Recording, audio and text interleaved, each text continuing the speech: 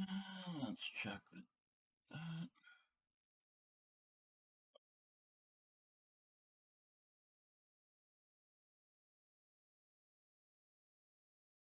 Be good.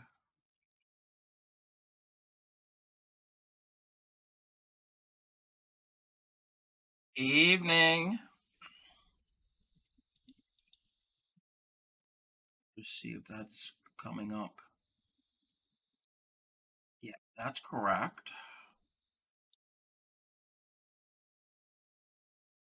Hey, hi, Crojo Mojo. Welcome. Hi, Grammy. Um,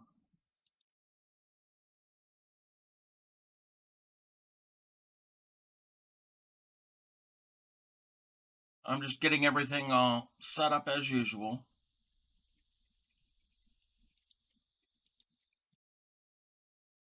Okay. I'm going to refresh that tab.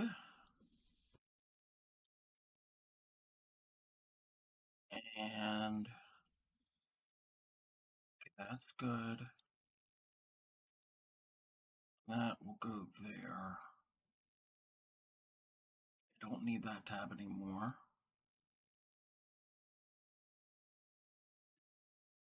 How was everyone tonight?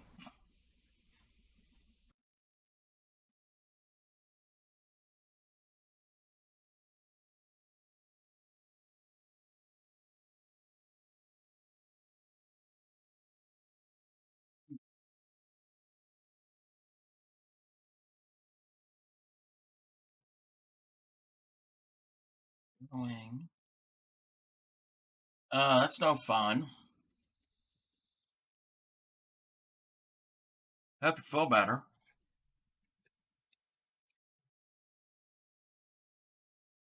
Just setting up before I get into this evening.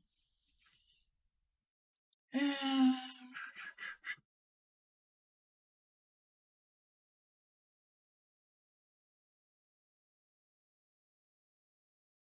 on, Twitch.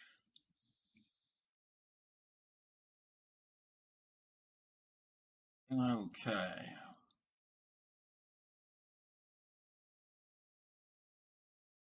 I'm doing good.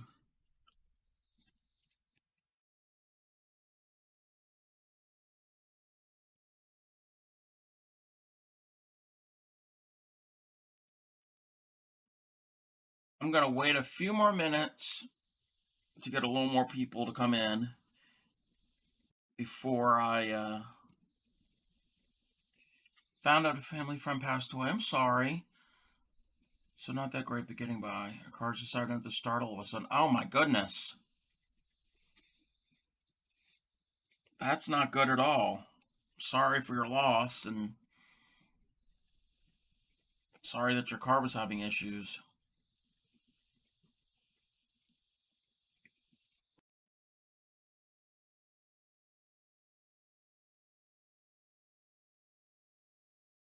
Good, some crocheting time tonight? Okay. Well, hate to break it to you, we're not crocheting tonight. We're doing something related, but no, I'm not even using a crochet hook tonight at all.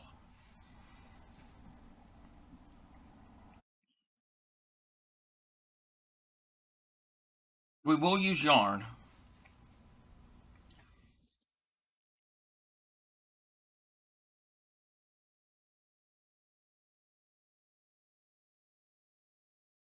That's cool. I'm just waiting for more people to come in. Grammy says her car wouldn't start yesterday, dead battery, all fixed now, but have nowhere to go.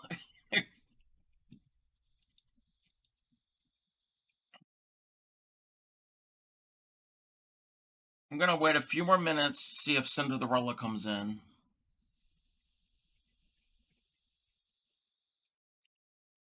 Or anybody else that comes in, because I know she comes in every night, every evening I stream, and she requested tonight's topic.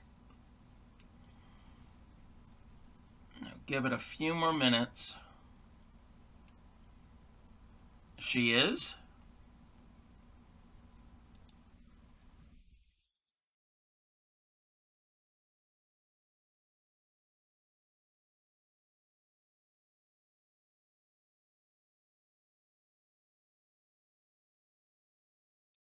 Ah, she's being sneaky tonight.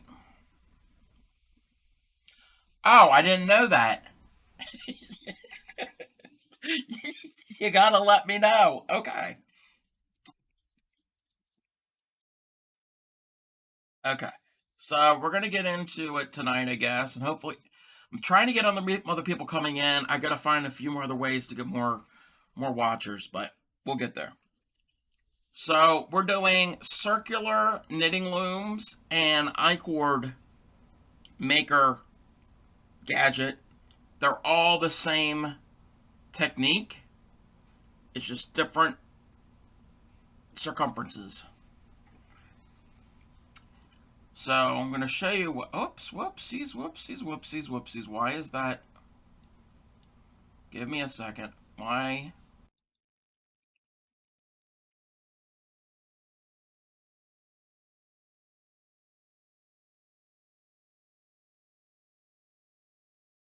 Wait. You figured out how to do it? No. Again, this isn't specifically for you. This is for the stream. So I'm still doing circular knitting looms. So what I'm talking about is what we have right above me in that picture. Those are some circular knitting looms. These are other types of knitting looms. They're not circular, but they're to do slightly different projects. We're not going to do the oblong ones. I do have an oblong one. They come in smaller sizes, usually made out of plastic or wood. There's a double-ended one to do. It's got different sizes on either end, and I'll explain what these are for. They even have a big one, and this is circular. It's just a really long. Well, that's technically for a blanket. So you would do the stitch slightly different, but it's got this S curve to accommodate the blanket. And then this one here is to make, that's a wooden one. It's adjustable. You can make it whatever size you want. That's to make socks. And then these are small little handheld, little tiny ones. They're to make cording, also known as I-cord, and I'll show how to make those. Because tonight what we're going to do is we're going to use this here. This is to make I-cord. And I've got a set, and I got to zoom out for this, set of circular looms. This has got, the key thing is it's got a number of pegs. This has got 4 pegs on it. This has got more than 4. I don't know how many is on here. And each size gets bigger. I know the green one has 36 pegs. Each one makes a different thing. You can make, not necessarily on this. This pretty much just does I-cord. But with these, you could do circles. You could do hats. You could do, I think with this small one, you could do like a knitted stocking. You could do flat panel on these. You could make a bag. You can there's some way to make a sweater with these. I've never done that. And it's like previous streams I've had, the crank machine, where it goes in a circle and you crank it. It does the same stitch. This is just the manual version of it. I'm going to demonstrate the green size and this little red one tonight. But these different sizes, the small round one you could do with this here you could do I-cord. This is the only thing you really do with this is to make I-cord, and I'll show you what I-cord is. This small one is to make like an infant size hat if you're doing it all continuously and around. And that's for all of these if they're continuous and around. You can do flat panel where they don't connect. So that's for an infant's hat. This would be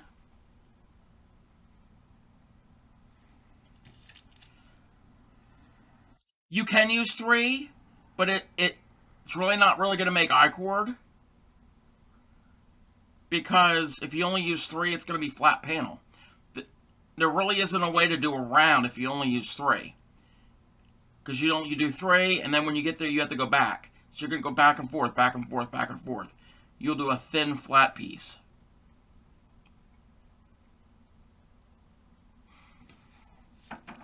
This red one is a little bit bigger.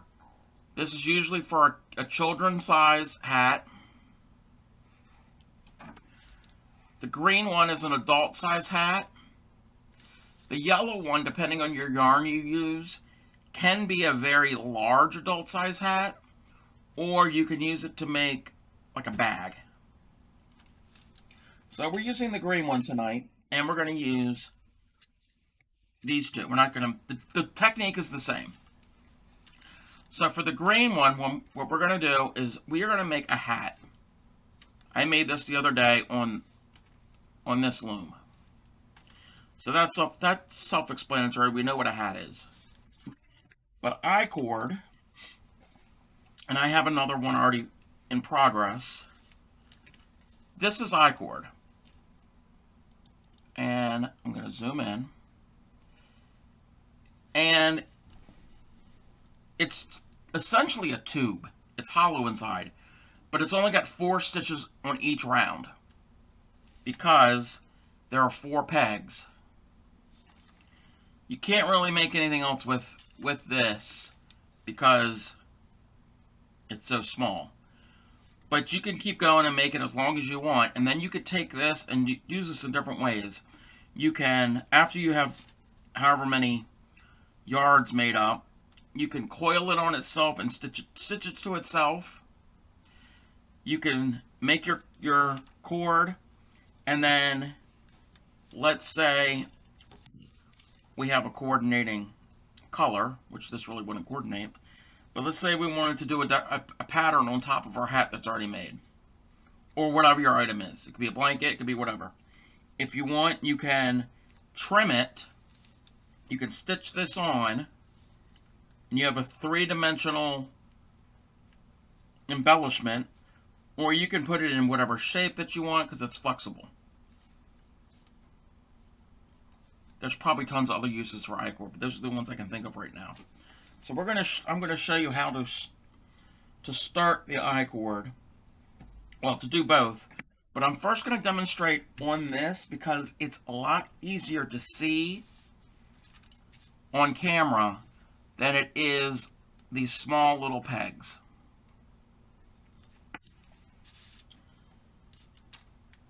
Depending on your loom, you've got spacing.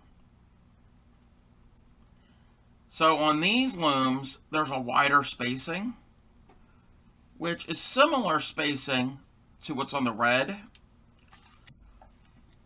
But the hole is important, because when you actually make your stitches and you work your project, everything that you do will go down in the center of your loom.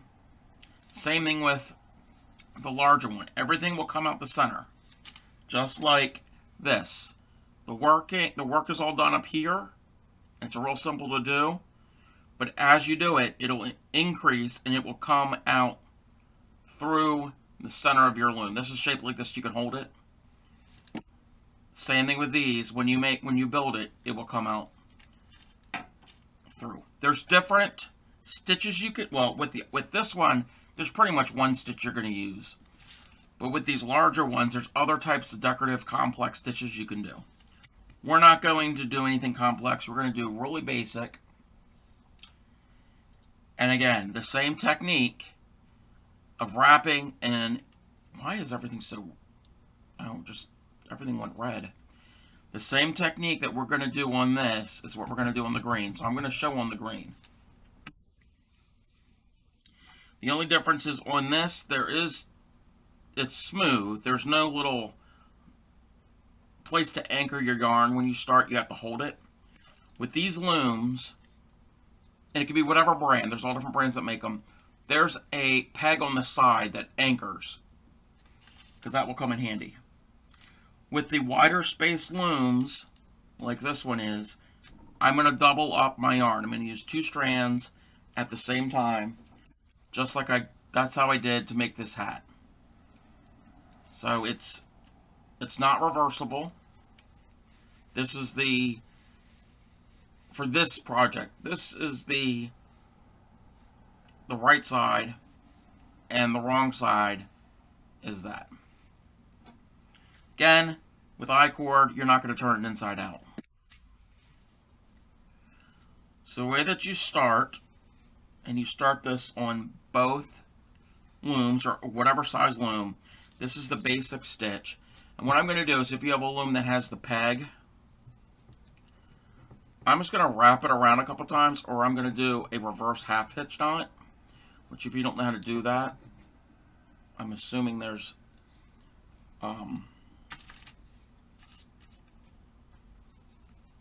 videos online, which this may or may not work for me tonight, because my fingers are just, well, that really didn't work, but it'll work for now. So you leave a tail, because you want something to secure it. I'm trying to get my yarn over to the side. And this might be a little easier to see because it's not as fiddly like crochet is. Yeah, you can do a slip knot too. And it doesn't matter on these where you start, because all 4 sides are the same. But on the larger looms it matters, because you have your anchor point. So on all of them, we're going to do something called an E-wrap. You bring your yarn in from the outside of your loom and in between your pegs.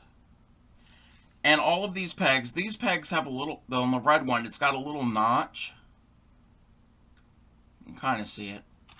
These have a groove, a vertical groove in them. And we'll get to that when we get to it. So you're going to put the yarn in between your pegs and loosely, not tight, loosely go in and wrap your peg from behind the peg. And it doesn't matter if you're left or right-handed. I'm right-handed, so I'm going to work I'm going to work the pegs this way, not that way. And why is everything going red on my camera? I don't like that. Maybe because I'm wearing red. So you're going to put your yarn in between the 2 pegs, and our first peg is this one here. Loosely but snugly wrap it behind that peg and around again. And you're going to do the same thing for all of your pegs. This is called the E-wrap because it kind of looks like a lowercase cursive E if you follow the yarn. Again, you're going behind the peg and then wrap in front of it, go behind it again. I'll show that again. Here's our next peg. We're going to go behind the peg, in front, and then behind again. And you're going to do that all the way around. If you're doing a flat panel, you would do X amount of pegs, or if you're doing the whole loom, you would go all the way around, and when you get here, you would stop, and then you would wrap the other direction. We're not doing flat panel. So we're going to do in continuous round. We're going to make a tube, basically. This is the usual cast-on stitch.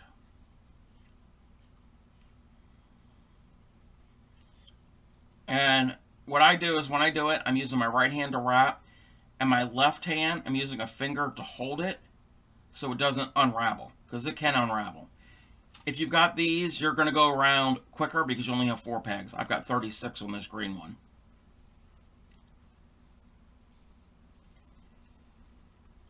Why do I double my yarn? Because this loom here, the spaces in between are wider.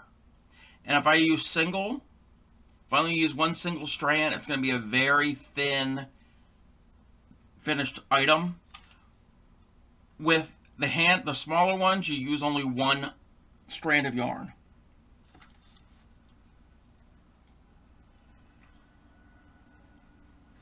I only use the double on the large. Oh, see, it came undone off of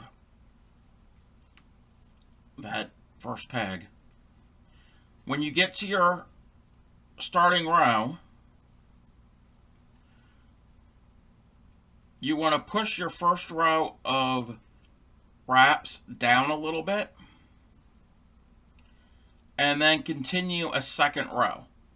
And this would be the same thing for when you're using the small handheld ones for the small I-cord. I gotta latch my yarn on my anchor peg because everything was coming off. So as I go, I'm gonna move these down towards the bottom, not all the way to the bottom, but near the bottom. And I'm gonna wrap again, the exact same wrap. It's called the E-wrap. And as I'm wrapping with my right hand, my left hand is pulling some of the previous wrap, the previous row, down. Again, you do the same thing with the smaller I-cord maker. It's just I have to go around more pegs.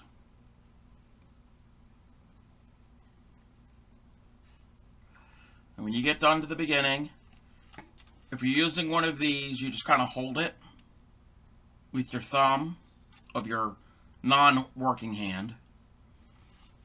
If you use a loom that has an anchor peg, you just do a half-hitch knot and to anchor it. So now it's all good on my anchor peg.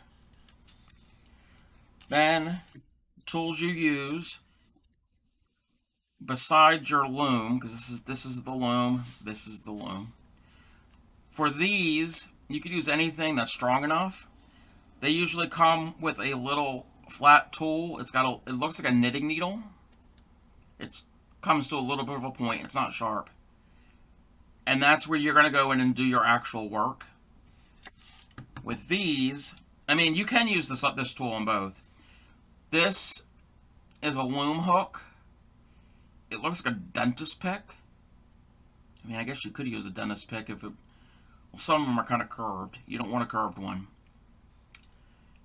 You could use this on this also, but I find the flat, straight ones work better with that. So then what you're going to do, I'm going to get a little slack on my yarn. Got a little bit of a knot in that strand also.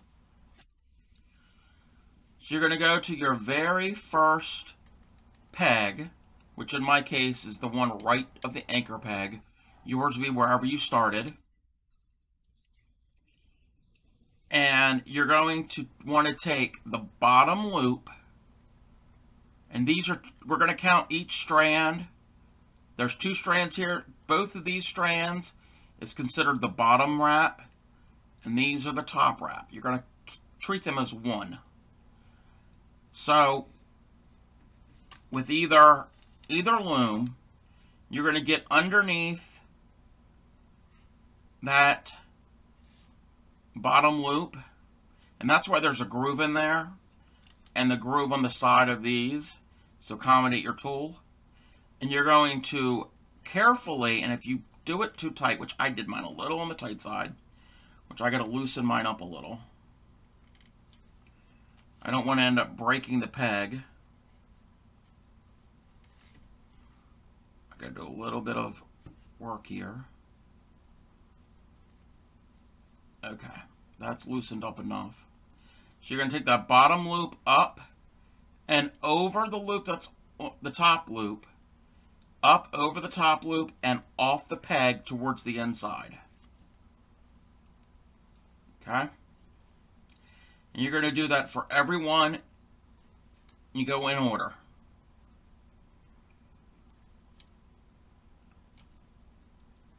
And you're just going to keep going around and around and around. What you're doing now, this action, is the knitting. Because all knitting is loops going through loops.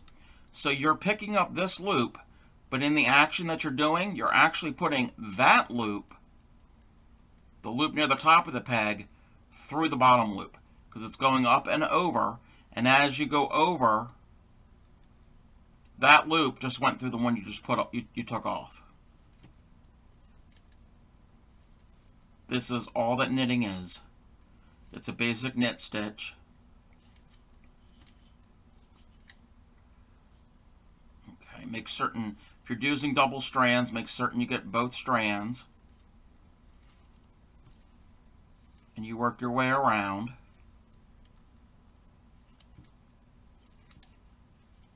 This is the only way that I can knit fast enough to make something. Whoops, I just lost everything, and that will happen. And you just carefully save your work. And I'm near the end, so wrapping is not a problem. My loops came off, but it's only 2 more pegs. Let me just secure that.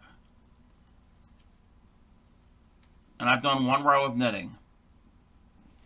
Changing color is easy. You could change color at any time. All you have to do is, I'm not actually going to do it, but I'll explain it. It's super, super easy. When you get to the end of a row, and this goes for mainly any of the larger size ones, on all of them, you're going to push your knit row down towards the bottom, because now that's going to be the row you're going to work. And our tail here, and it's going to be a little difficult to do it on this because everything's going through that small hole, but you don't really have to worry about it too much because it'll eventually work its way through. With this, I always grab that tail and pull it from between those pegs. See how it's coming on the outside? I'm going to pull it towards the inside and just let it hang. Let it hang right there, so it's not in my way. Now, you do however many rows you want. If you want to change colors, all you have to do is leave X amount of tail, cut it, tie your other color on with a simple overhand knot, and keep going. That's it. Changing color on this will probably be a little more difficult. What I would end up doing with this, go around however many, and then when you're ready to change, cut your tail long enough and change your color there, and make a very secure knot, a very tiny tight knot, and cut your loose ends off of your knot, because you don't want to have a lot of bulk in there.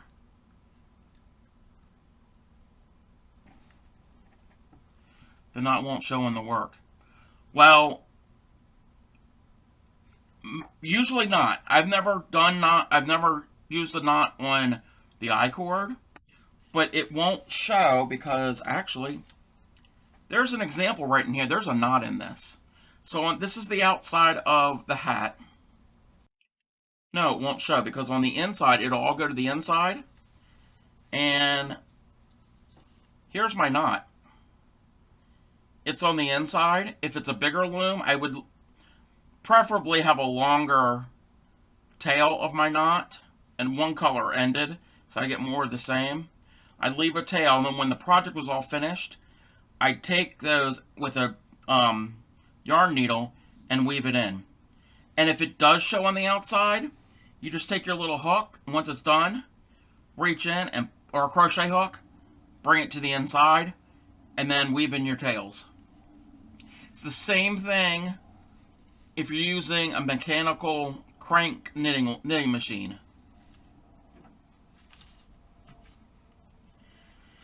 What I'm going to show you, and you really aren't going to do it on the I-cord maker, because the I-cord pretty much just makes I-cord. You're going to keep doing the same thing over and over again.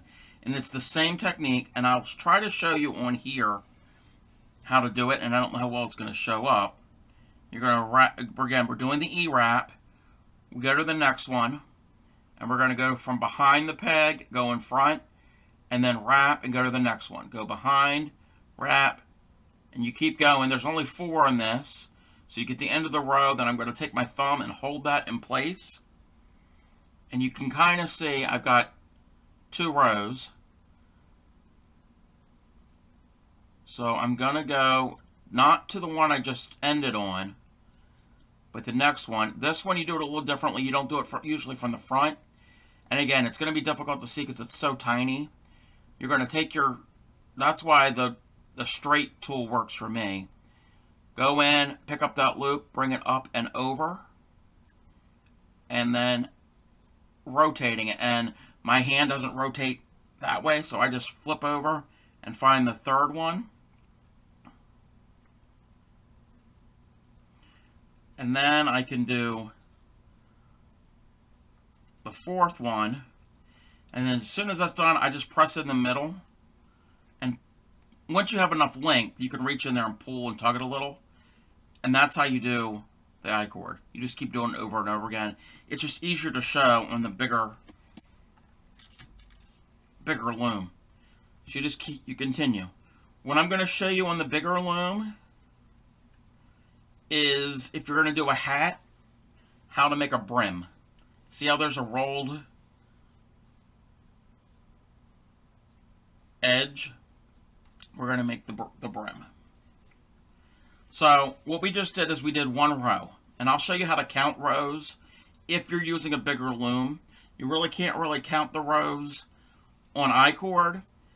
For I-cord, you're probably going to you're going to measure how much yardage or inches or feet that you've made. It's not really about rows.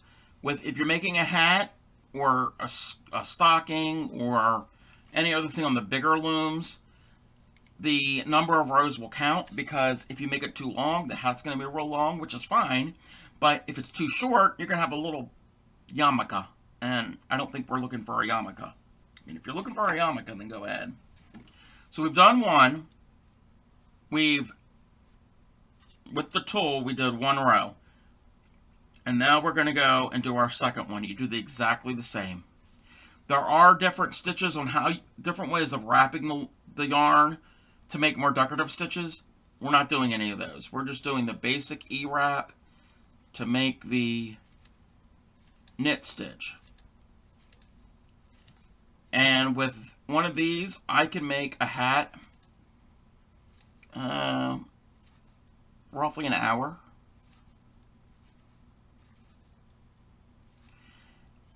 And this is a good way to use up some yarn that you hate to crochet with. If you find it difficult to even do a single crochet or a chain stitch with certain yarn, if you don't like how bulky it is, or you don't like if it's a novelty eyelash yarn or whatever, if you got a large set of looms, use it up and it's easy. You don't have to worry about getting the crochet hook in there a certain way. If you can get your hook in the groove of the peg and lift it up and over, you can use any yarn you want. So I just did 2 rows. What I'm going to end up doing is I'm going to do about 10 rows, and then I will show you how to count rows. Yep, I've made hats on these with eyelash yarn. Either 2 strands of the same eyelash yarn, or 1 strand of eyelash yarn paired with a thinner yarn. I wouldn't use just 1 strand of eyelash yarn because it's going to be very thin, the finished hat. And I don't have any made. I had a bunch made, but I frogged it all. But I should make another hat again sometime. So we've already done 2 rows of knitting. Now we're working on our 3rd row, and you keep doing this. If you're not going to make a brim, you keep going as long as you want your hat to be, in this case. Again, you could do flat panel with this. So if it's flat panel, again, you're not connecting in the middle. There's a different way you wrap backwards, and you'll have a flat piece when you're done. With hats, I like a brim because it creates a finished edge along the bottom of the hat. And also, if you don't have a brim on a hat, then it'll start to roll up.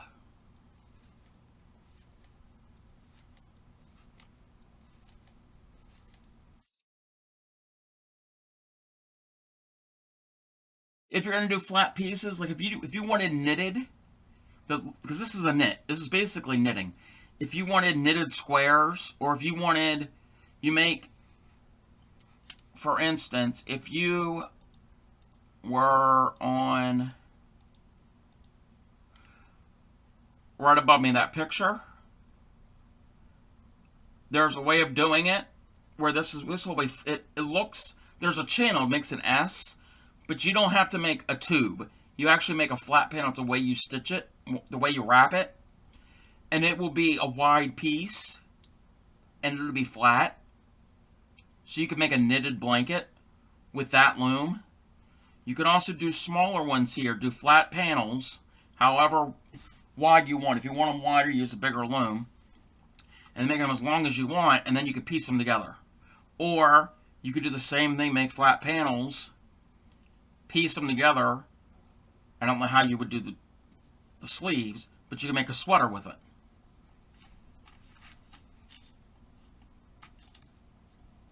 Okay, I've gone around. Now I'm ready to do my next row of wrapping. So I got to push everything to the bottom of the pegs. It's the same thing with the crank knitting machines that I've shown before. You could do flat panel with those also.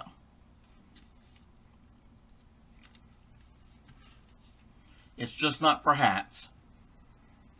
It's just not for anything that's a tube shape. Crochet them together, or hand sew them together, or if you know how to knit, there's a way, I think there's a way of seaming together with a knit stitch, I think. Or if you've got a loom like the one above me, which I don't have one of those looms, they're pretty big, then can you use the loom to make a flat panel and then use crochet hook to make a border? Oh, of course. Of course, yeah.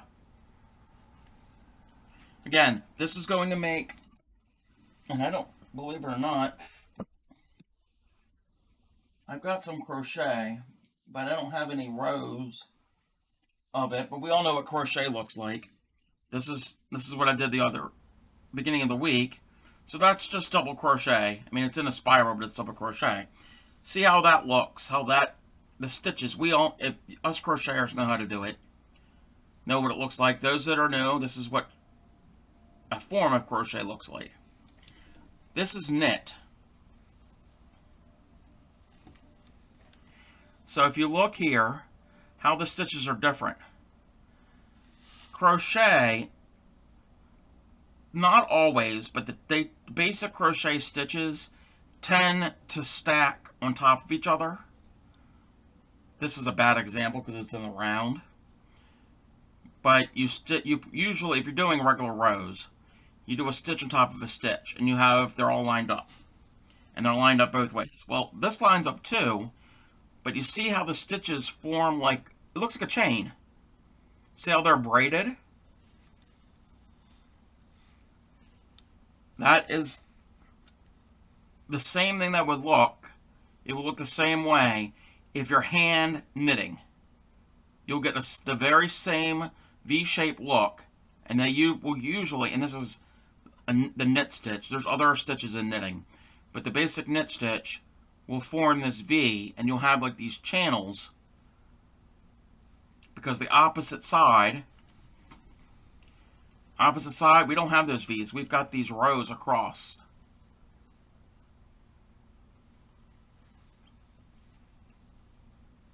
Yeah, there probably are patterns how to loom knit a shrug.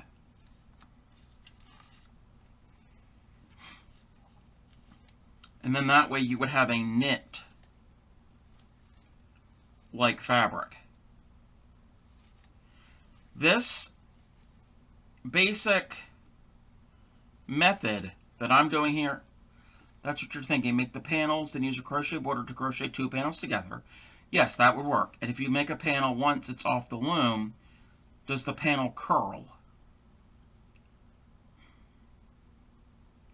It can curl, but if you've got a crocheted border around it after it's off the loom, that's going to eliminate the curl.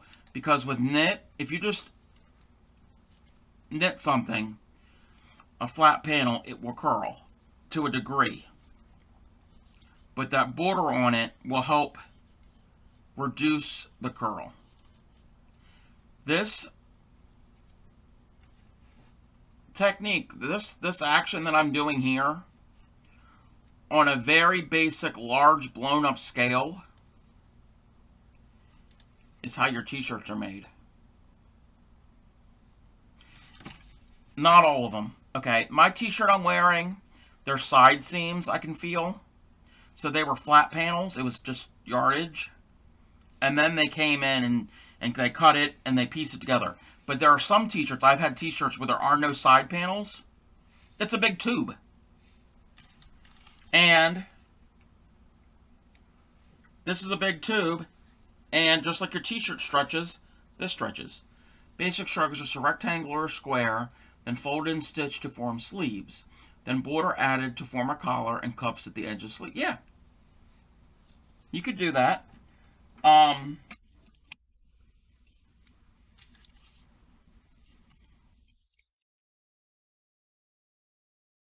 The thing is, with these looms, you're limited to the number of pegs. So this green one has 36 pegs. I'm not certain how many this has, but it's more than 36. So depending on how big you want it, you might be able to do one of these, but then again, you might have to get a bigger loom, because you're locked in, because these are fixed pegs. They do have knitting looms that are adjustable, which I don't have one, where you can take it apart and add other pieces to make them bigger. Again, this is the only way that I can knit that in a reasonable time, because if not, I'd end up I'd start knitting on a project and I wouldn't finish for another like 5 to 6 years, because I knit so slow.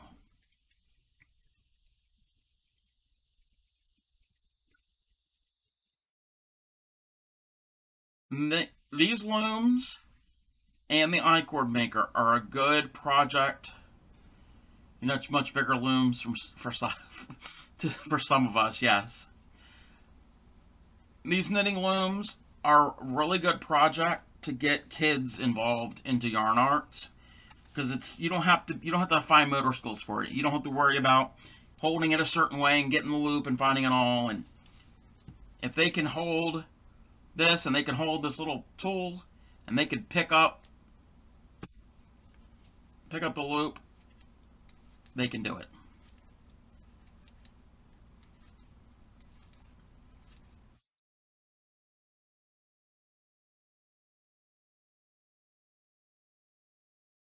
I don't know how many rows I've done, but I'm gonna get to the end of this row and then I'm gonna count rows.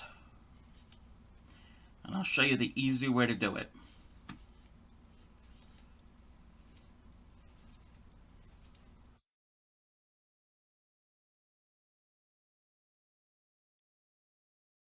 And if you use lightweight yarn, it'd be good on the loom. You could also use several panels on the loom he's using and not have to get the larger yarn. Yes, you'd have to piece them together with several panels. The problem is, if you use this loom here and you use a lightweight yarn, it's going to be very open and lacy, because you're going to have that extra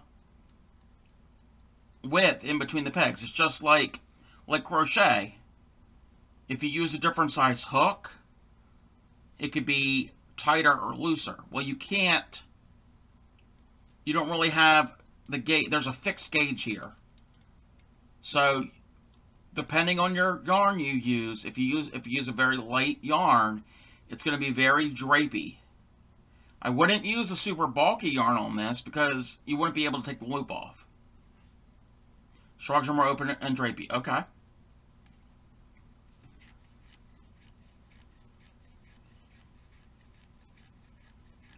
And the same thing, just like crochet, when you're done your project, you're done. You set it down. Nothing's going to come undone, because that anchor on the side, even if it didn't have the anchor here, like if you're doing I-cord without the anchor peg, once you're done, You just let it sit and it'll hold, and then you just pick up from where you left.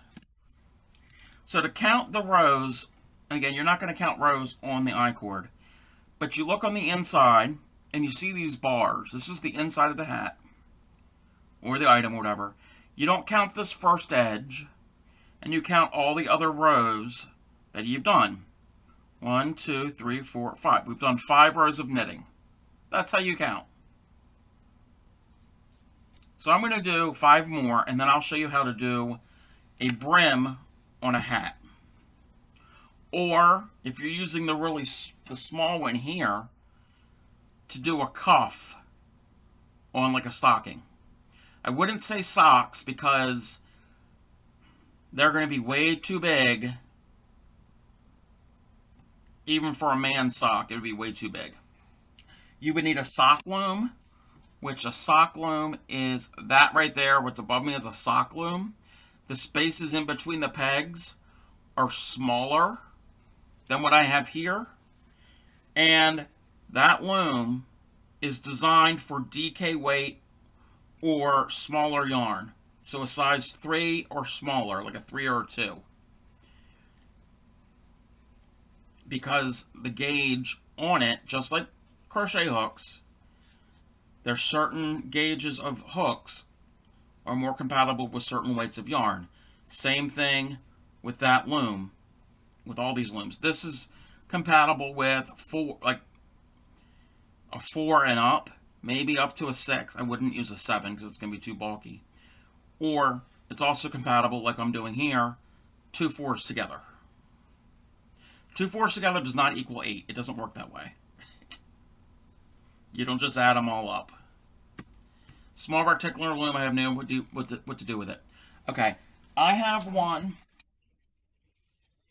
here, and it's to do something called double knitting.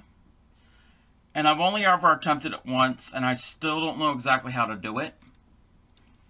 This is probably about a little over a foot long. And it's a way that you wrap it here, and you go across. Like you go back and forth. And then it's a certain way you do it. It makes a thicker fabric. I have to look more into that. But again, I'm going to work. This is row 6 here. I'm going to do a total of 10 rows. And then we will do the brim. And the brim is super easy. And it's almost instant. Because actually what we've been working on here is all brim. Again, you don't have to have a brim. It's only about 5 inches long and the pegs are super close together. Okay? That's probably geared to sometimes a more thinner yarn depending on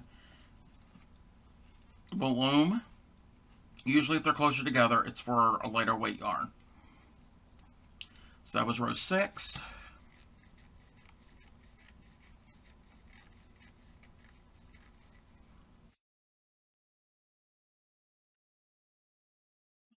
We're going to do some more. I've used these for so long, it's like I can work them up quick.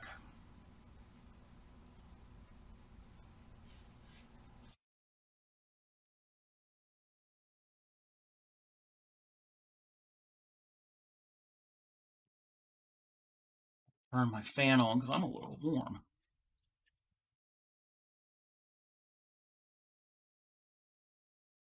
We're on row 7 right now. We're not going to, well, depending, if I'm doing this for an hour, I don't think we're going to do a full hat tonight. But I will show you how to finish off the hat. So it won't be as long as an adult size hat. And depending on your yarn, if you don't have a yarn that's not really stretchy and you use this size loom, it's going to be for a smaller head. For an adult with a smaller head, if you need one that's bigger, use the bigger loom. Because again, you're locked into the numbers of pegs. And I lost count. Was that 7? That was 7. And you can do as many numbers of rows you want for your brim. It doesn't have to be 10. If I wanted, I could do a brim now, be a very small brim. I'm going to do the same brim I did on my sample hat. Oops, doesn't help to take your loop off before you wrap, because if you do that, that's like dropping a stitch in knitting, and it can all unravel. So be careful of that. Only take your loop off after you've already have the second row of wrapping done. Okay, when I get done this wrapping, we'll do the meme. We'll take a quick little break.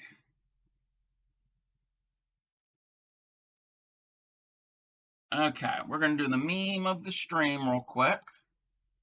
And that's not what I want.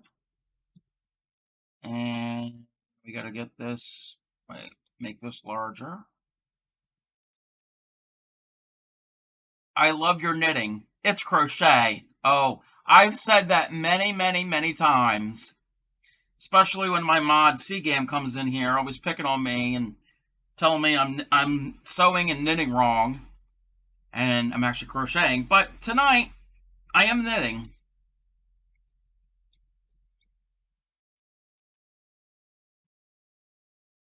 Thank you for the meme. I think we're on row 8 now.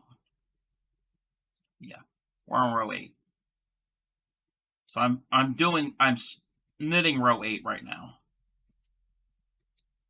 But yeah, I'm always correcting, and I don't. Hey, Norfairy.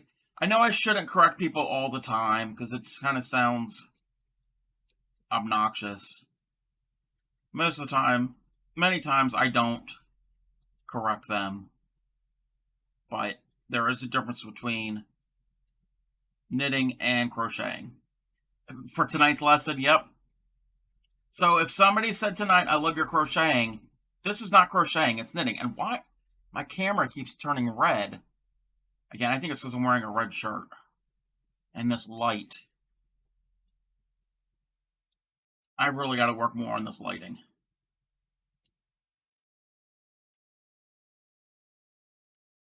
So that was row 8. We're going to do 2 more. And we'll do our brim. And again, if you're doing the I-cord maker, you're not really going to be worrying about a brim and counting rows because it's only 4 stitches per row. Tried picking up the hook earlier, and all I did was frustratingly split the yarn all over the place. Clearly, I'm rusty and need some practice. Yep. What I would suggest if you haven't crocheted in a while, just start doing chains. Hi, Elfish Soap Alchemy. I'm pretty good today. How are you? I'm doing circular loom knitting. I'm going to switch over back to the same type of loom that I'm using. Oh, wait, okay, I know you. How are you? Everybody's changing their name. Cinderella's now Crojo Mojo, and now you're Elfish Soap Alchemy. Because I'm like, I don't recognize that name, but... Oh, you copyrighted it. Cool. So, again, I mean, obviously with the name like the Soap Alchemy, you make soaps and do you make candles? And wasn't there something like lotions or if I remember correctly? Soap, candles, and more. Norfairy, chain about 50 and have clean maker rip it all out and tell you to do it again and again and again. Yes. And I'm not jokingly saying that. I'm seriously, Norfairy, do that. So how is the soap, candles, and more business going? 7, 8, 9. I could do one more round, and then I will show you the brim.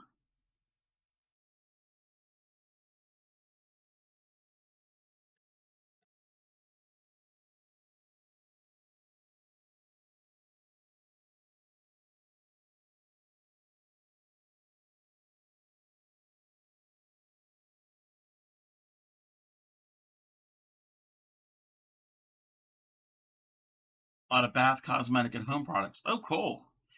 Do you have like a website or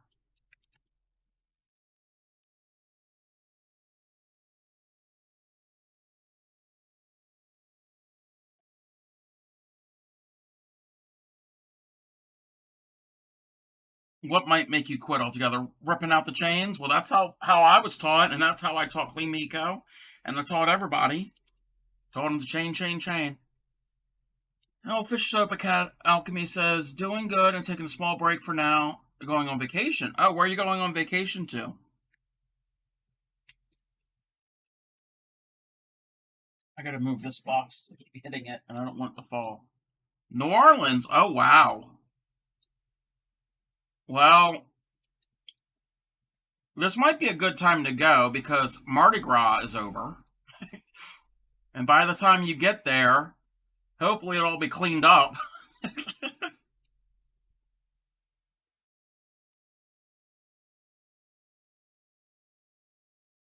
I've never been to New Orleans.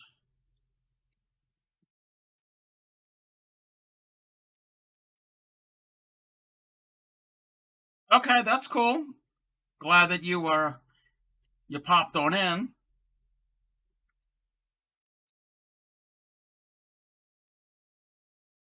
Okay, I've done 10 rows of knitting. So now we're going to push all of our work, all that row, all the way to the bottom. And for this next row, we're not going to be wrapping. Nor fairy, for shits and giggles, have your daughter do the ripping out of stitches. Bet she will.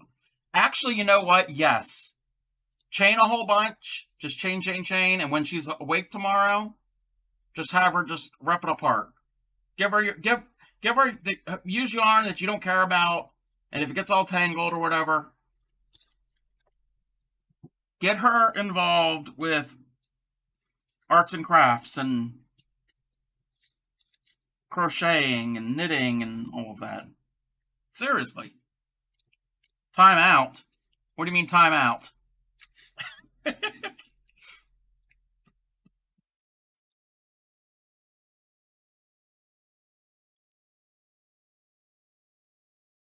Yeah, don't give her a whip.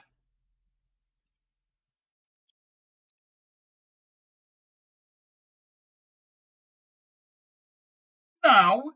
That again, that's how you practice. You repeat doing it over and over and over again. And then you rip it all out and you keep doing it. Well, have her do the ripping out part. Okay. To do our brim, we're not going to wrap. We're going to leave the yarn anchored where you started, like you did before. And you could set this on flat on a table, and you're going to find the very first row that you did. And the important thing is to follow your row of stitches, of loops, and I'm going to try to zoom in. So this is where our anchor peg is. This is our first peg that we use. Follow it up and find that loop. And when you find that loop that is in line, take that loop and put it over the first peg. When you first start doing this, it's going to be a pain, but you find the next loop on the outside loop. It's not this one here. It's not here. It's this. It's where my finger is.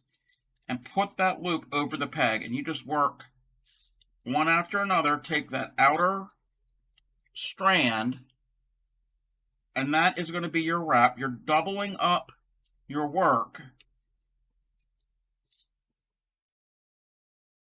So there will be no wrapping of this row. This is the row that is going to join and secure your brim together.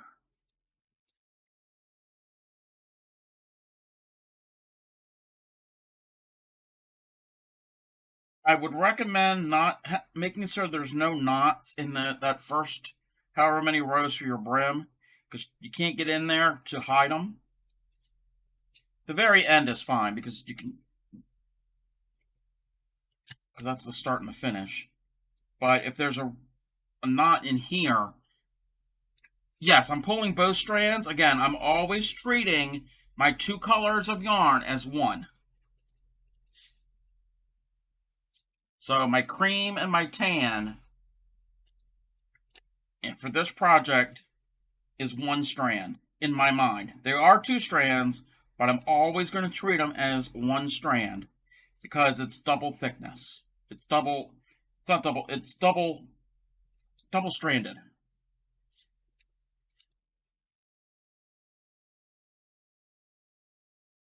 And did I mess it up? Oh, I did mess it up. Okay. Well, if you come to the end and you mess it up, if you don't have enough loops, there should be one right in here. And I don't know how well you're going to see this little loop here. That actually will go in this peg. It doesn't really matter.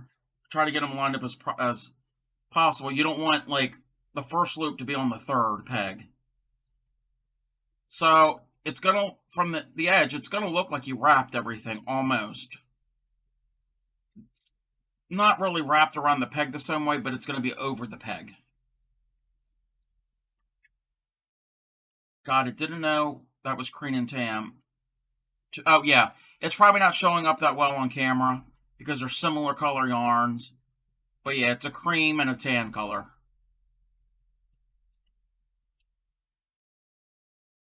So now we're going to do the same thing. We're going to take the bottom. Why is it always red? It's like my whole camera's on fire. So we're going to take the bottom loops up and over the top loops, just the same, like we've always been. And this row can be a little more difficult to stitch, but this will secure. Yeah, this is going to be a little more difficult to stitch. Be careful, don't break your loom. Some people have broken pegs on their loom, and that will not be fun. I've never broken a peg.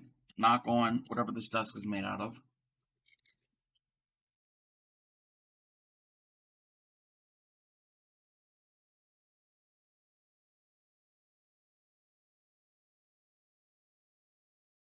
Even if I did a thinner weight yarn, I would still do this on all hats or anything that's going to be open on one end, like a hat or a stocking or a bag, I guess. If you use the bigger one, there's patterns to do that.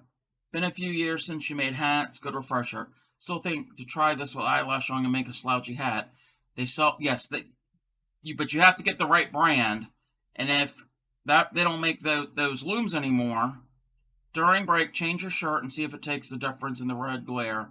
Maybe it's kind of like a weatherman weatherman can't wear green.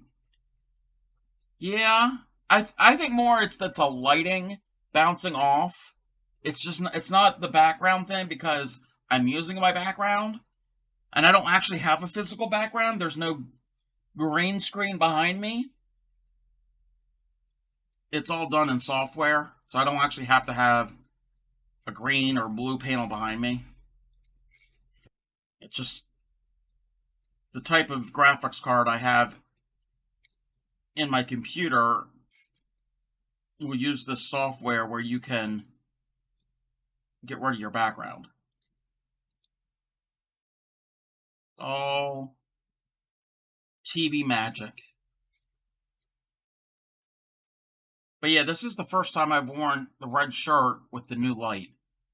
Hope that's not going to be the case.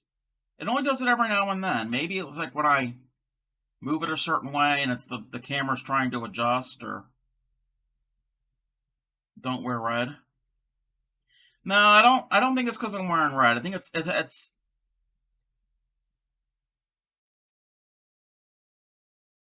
fine, but every now and then it will do that. Because before, when I wore this shirt, and never had an issue. Oh, I just did the brim on, showed how to do the brim on the loom here. We did, oh, that's not what we want. We want, what I'm trying to do is trying to get my tail back in since we doubled it over again. I want my tail on the inside. It's always good to keep your tail on the inside. So now we've got our brim. That's 10 rows. If you wanted a narrower brim, you wouldn't do 10. You could do a smaller amount. If you wanted a big floppy brim, do a couple more rows. Experiment and see what happens. So that's what it's going to look like on the, this is the inside of the hat. The outside of the hat, and I don't know how well you could see it, that's going to be the outside. It's going to look the same. It's just the fabric has been folded on itself.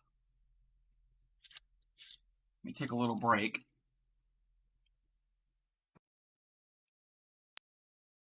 Oh no, difficulties on your blanket? And what blanket are you working on now? I can't remember.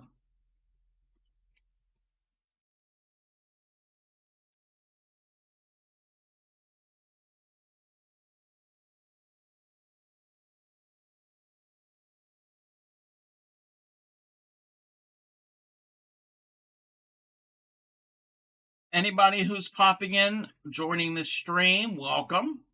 I'm the Crafty Cub. I'm working on circular loom knitting. We're making a demo hat. It's not going to be a full-size hat. If anybody has any questions about what I'm doing or anything about crochet in general, even though this is not crochet, this is a type of knitting. It's crochet adjacent.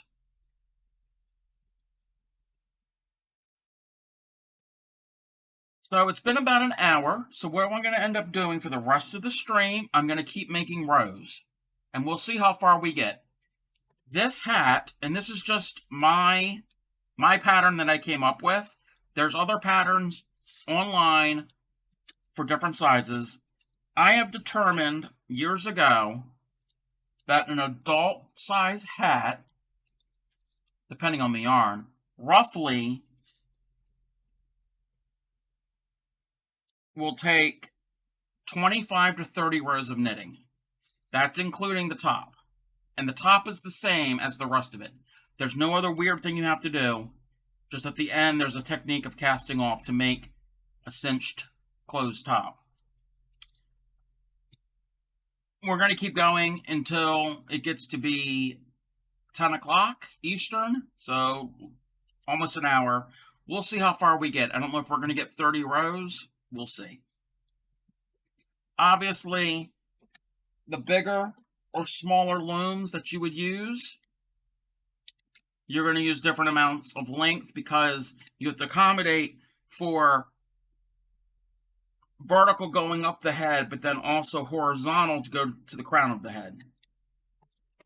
Baby blanket with a variegated yarn. You'll send a pic. Just notice that when you changed over to the new skein, the green rows were shorter by about 4. Oh, it's the color run of the skein.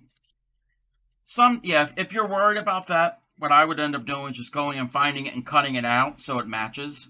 Cutting out the end, the excess. Oh, there's another technique I want to show. When I get done this row, I'm going to show a little hack that makes wrapping the big looms a lot faster. I mean, I can wrap the loom pretty fast, but I'm going to show a hack.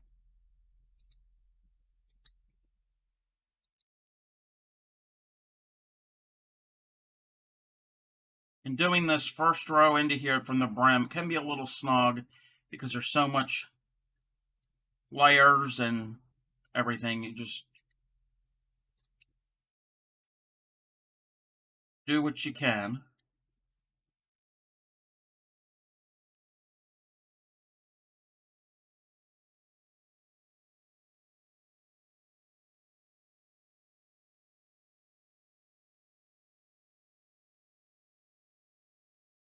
These looms would be great as stash busters if you're going to make a bunch of hats and sell them or give them away to charity or whatever. You see the bottommost greenish rows, it is much more narrow than the others. Still looks good, just not what you planned. Ow. Sorry.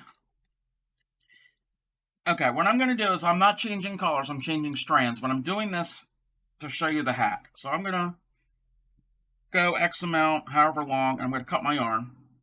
I'm going to set it to the side. From the yarn ball,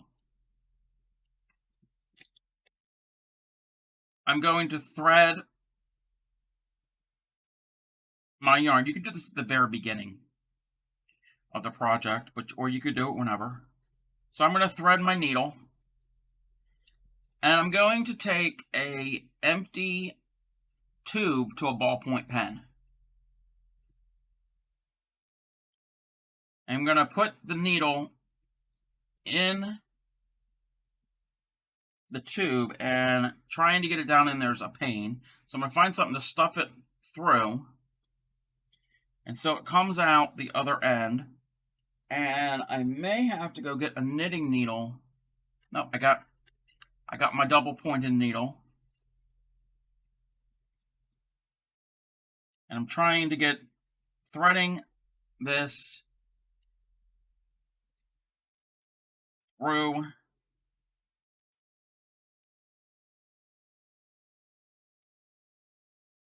Sometimes this is easier than others. Trying to thread the yarn through this pen. Again, it's just the barrel of the pen. And there, we come out. So now we're going to take the needle off. We don't need the yarn needle right now. We've got our barrel of our pen. Thanks for the follow. Thank you for the follow. So we've got our barrel of our pen on our yarn.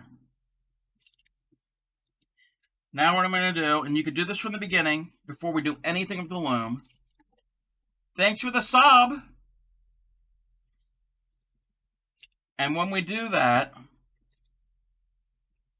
again, we could do this before we even touch the loom and start right away. What I'm going to end up doing here is I'm going to join with a overhand knot. And I'm going to wrap a couple rows till I get to this point, because I can't use this hack around the knot right now. Peanut Gallery's arrived. Thank you. So we're going to wrap our yarn and the knot. The knot's going to be on the inside, or if it's on the outside, that's fine. We're just going to eventually put it to the inside. So my knot is here. I'm just going to get it wherever you can. And now, since I've gone past the knot, now I'm going to take the stylus. The stylus is on the yarn. And I'm going to use the stylus, as long as I have enough slack on my balls of yarn, I'm going to use the stylus to wrap. And I just wrapped real quick. And now we're going to anchor, and now we can do our knitting. And our pen, stylus, whatever you want to call it, is still on our yarn. And we just do another row. That way we don't have to sit and wrap each little individual one. Tedious with our fingers. We'll let the pen hack work for us. Here's where that knot is, and I'm just going to pull it towards the center. Normally I would have left longer tails. What, the pen hack? Looks like a decorating? Yeah, kinda.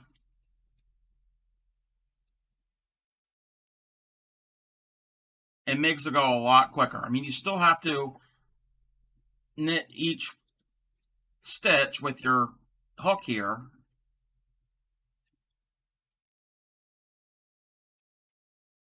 But it makes the wrapping of the pegs, whoopsies, a lot faster.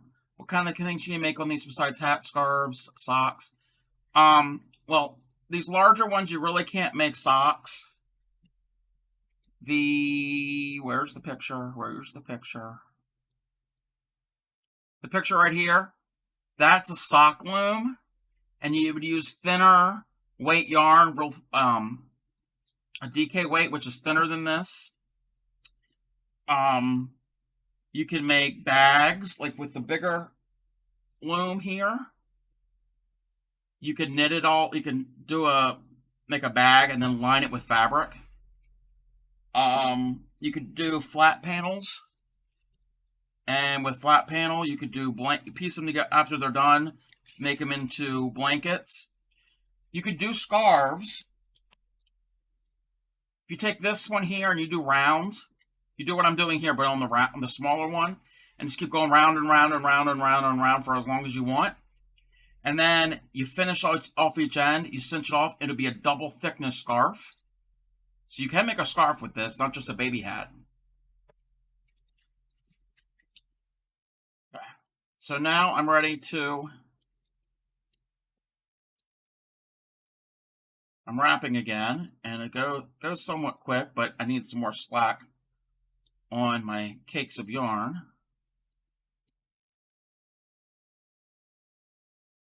Whoop. We'll go around one peg, not skipping any. There is a stitch that you do that where you go and you skip, you do every other, and you do it a certain. There's a lot of different patterns of wrapping, but I'm just doing the basic E-wrap. And again, we're going to be doing this until about 10 o'clock, and when it gets to be about that time, I will show you how to finish off the project. If you're doing the I-cord, you don't really got to finish off. You keep going for however long you want. And then what you would end up doing is you cut your yarn and then you would cast off. You put a yarn needle on it and go and pick up each loop and then pull it tight. The other end's already been done and you'd have your length. So there's no real cinching and special cast offing. You just got to make certain, again, you trim your yarn, put your yarn needle on, and pick up each loop in order, and then pull it tight. If you were to make a flat panel, you just wouldn't go all the way around, so it creates ends. Yes, if you're doing flat panel, you'd start here, and you go all the way around, and then you work your way back the other way. So you keep doing that. There would be a gap in the middle where it would not meet. Or you've got this amount of pegs, and you don't want that many stitches, so you want it less. Say you want half. You only wrap halfway, and you get a smaller piece of fabric.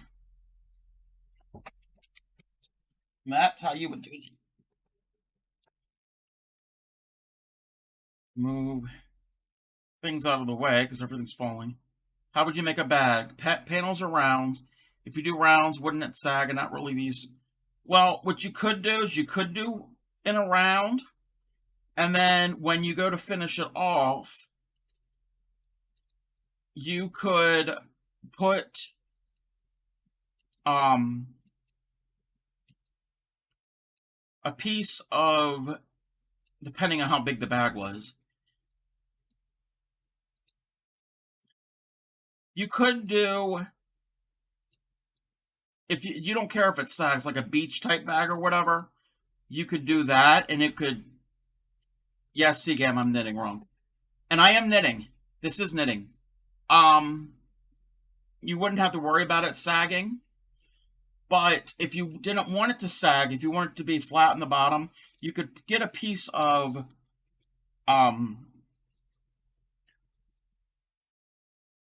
tag board or cardboard or whatever in the right size, and then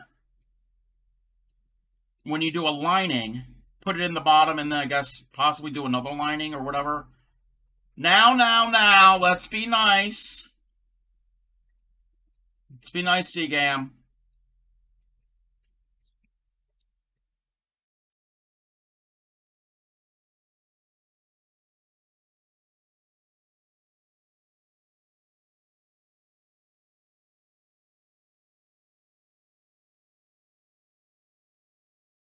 So that's all we're going to do is we're just going to keep going.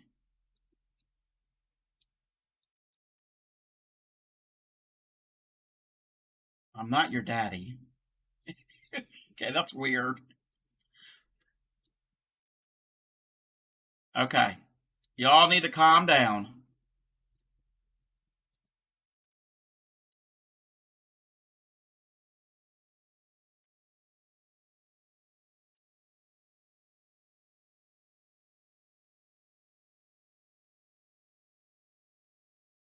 Okay, C-Game, you need to stop.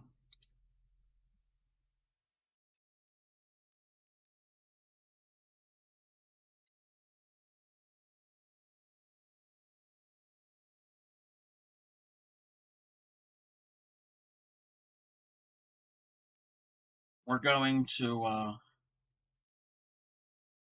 whoop.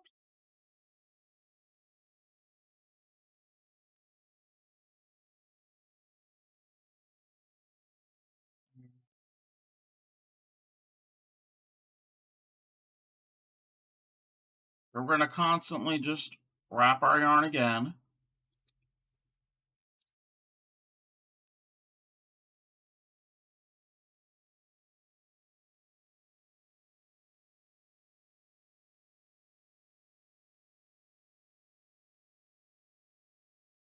For stability, make the fabric lining and place heavyweight interfacing between the fabric lining and the knitted outer fabric. Yes, what Grammy said.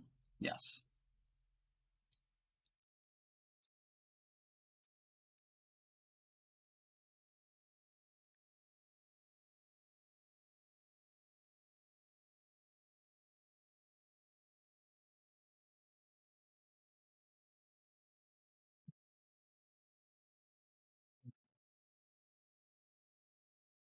I want to get a bunch of rows done so I can show you how to cinch it up so it doesn't look like a total hot mess. Because it will look weird if I start cinching now. It would be...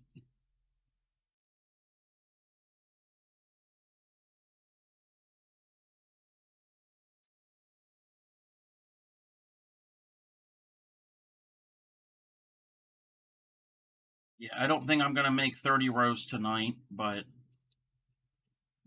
as many as we can. I didn't have a sample of this prepared on a smaller loom.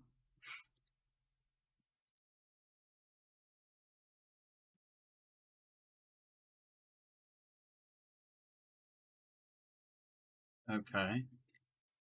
Nothing wrong with Bob Ross.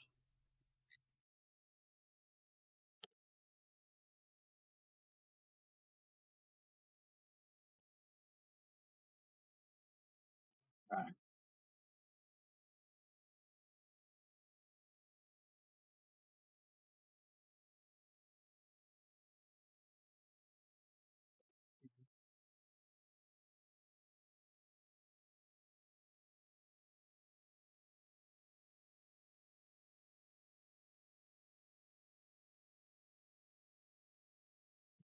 I mean, you could be a little off color, but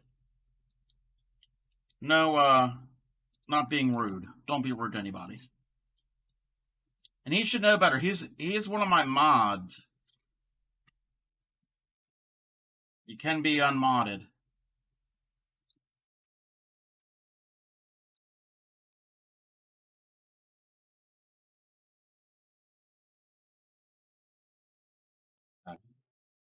Right?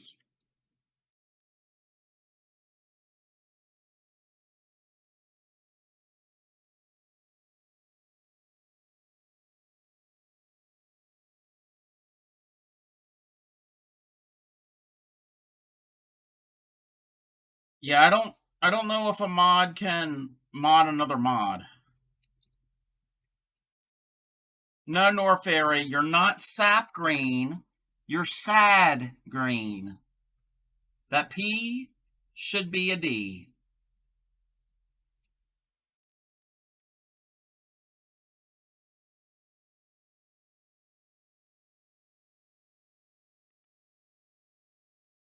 Goose turd, yeah, goose turd green. Okay.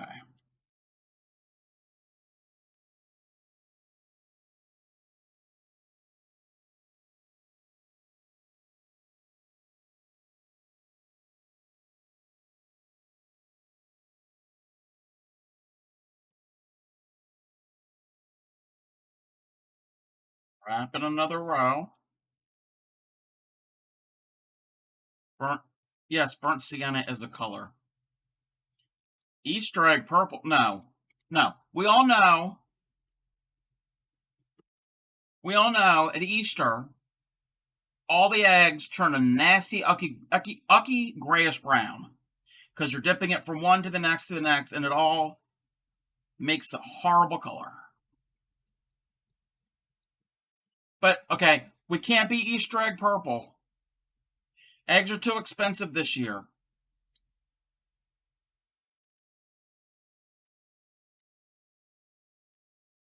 All the times when I was a kid and we dyed eggs, we always got some icky colors. Dysentery brown, oh God. No, we're not Easter egg hunting. I don't think that's a stream that anybody wants to watch.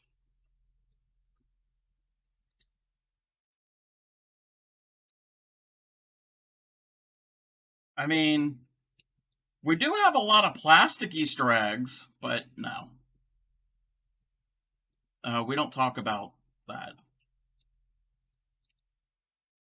Fill the eggs with liquor minis and make it more fun. Actually, you know what? The other couple years ago, I saw a video and they were doing adult Easter egg hunting and they hid bottles of wine out in the yard and the adults had to go find it.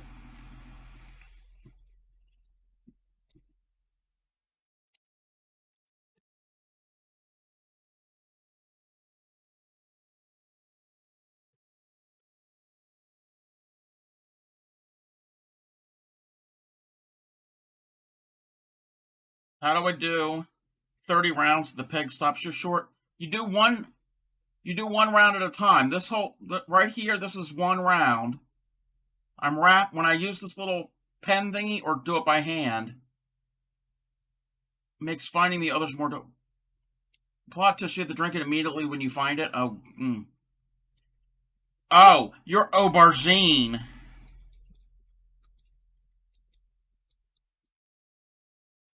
I'm gonna quote a line, Grammy, and you've heard it, but you've probably don't remember it.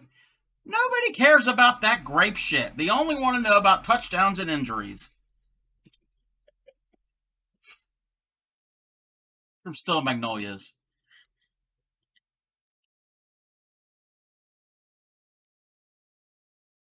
Now you want a sewing, knitting, and crochet kit so you can do a project along with me. Bob Ross wouldn't use that word. Okay, because aubergine is a color that's a purple color. And that Clary was talking about the uniforms of the college team. They were in the locker room because she owned the radio station that was doing the broadcast of the football game, and her and Weezer, and she was all worried about admiring the color. And would you call that purple? Would it be grape or aubergine? You are enrolled in the class if you're here. And seriously, Seagam, if you get supplies or whatever, yeah, learn. I know you're saying it jokingly, but yeah, definitely learn.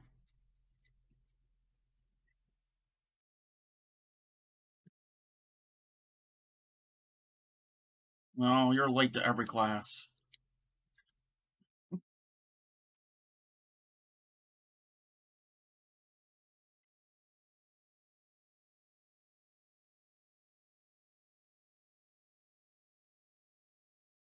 Whoopsies.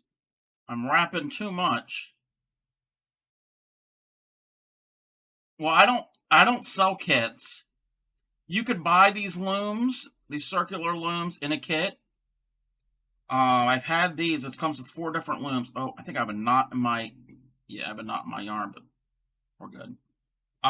It's a set of these 4 looms, and it comes. I think it came with one of the hooks. You can buy extra hooks, and got it years ago at Michael's, and I want to say it was around $15. So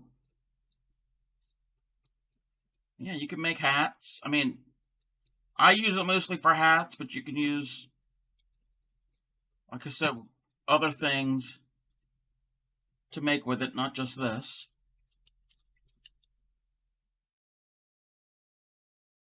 That, or you get one of these. This is, I think they call it a, I don't know what they call this.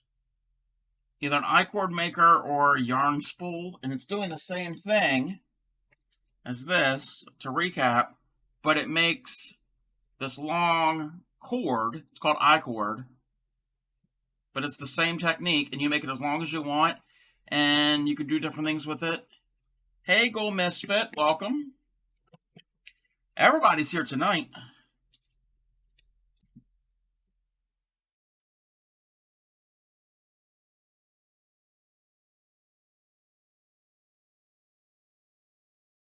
I'm gonna actually,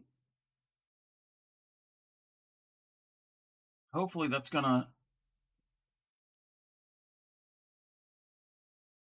yeah, it'll do a slideshow. It's showing the different, and now these are pictures I got off the internet. I don't have all of these looms that are shown, but it's just to show different styles of the same ones. I showed these earlier in the stream. Knitting spool, yep. They have them on Amazon. Actually, this one here I got at Michael's. I have two of them the same. This is made by the same company, one of the same companies that makes crochet hooks. This is made by Boy, but there's other brands. This is cheap plastic. They've got wooden ones. They've got decorative ones. They've got all different ones. There's even a version of this, and I have it over on the other side of the room. It's a heavier hardwood, and it's got metal pegs, and it's to do the same type of thing, but with metal wire. You can. Most people don't know you can knit with wire. You can knit with anything that's got length to it or whatever, and if it's flexible enough. Whoopsies, I lost a loop. We don't want to lose our loops, because that can happen, and that could be for a bad, bad time. Your stream should really be a PBS show. You have the B one, it has holes instead of grooves. Yep, there's different versions, and well, it kind of is like a PBS show.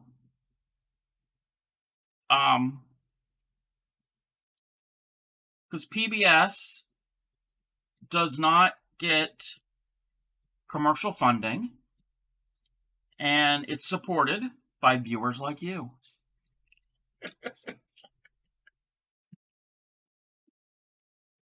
Yes, I just did say that. Yes, from viewers like you. Thank you. Well, yeah, I mean, but it's not commercial. It's not, I mean, well, no, there are some companies that will donate or whatever, but it's not, there's no commercials, but yeah, public funds and different foundations and endowments and all will, yeah.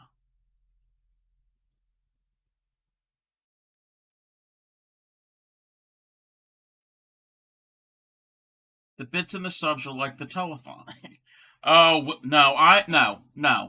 The bits and subs are not like telethons. Anybody, the way public PBS works, anybody during the year can like donate to their PBS station. Telethons is they're begging for you to donate. I will never do a telethon. I'm not going to be on here. Please send money, and for this you get that and all that. No. Love public broadcasting. I've got a lot of wonderful knowledge. Oh, I love PBS. I've only listened to NPR a few times. I can't remember there was a show. It was actually, I didn't listen to it live broadcast. I listened to the podcast. They had a show called Wait, Wait, Don't Tell Me. It was like a quiz show, but it was like trivia, and it was funny, and there was comedy. And telethons are on your PBS station. They usually do it a couple times a year. And what they will do is your local PBS station will air certain programming. And with that programming will be tied in. They will have breaks, not commercials. It will be in studio of the PBS station, and they'll have people manning the phones, and the people who work at the on-air personalities of the PBS station will basically say, if you pledge this amount of money, you'll get this gift, and you can get, there's different tiers, and usually it's in relationship to whatever is being shown, like the programs that are being shown. Yeah, you pledge, and basically that means you're promising to give X amount of money to the PBS station to support them, and in return you get basically a little gift. Or you can donate any time of year if you got the money, and like big bucks. And I mean, anybody, a normal person can actually donate as much as they want. But that's how a lot of PBS stations get their funding, is through grants from the National Education, whatever thosociation or department or whatever. Tote bags, bumper stickers, coffee mugs. Those are usually related to the actual PBS station, but sometimes they'll have, like, I remember seeing ones. There's this company in West Virginia called Blenko Glass. They've been around forever, and it's brightly colored glass pieces. Like, there's a famous pitcher, and there's all different other types of things they make, and they come in all these different colors. And for pledging X amount, you'll get one of these pieces. And then if you do more, and they'll show like a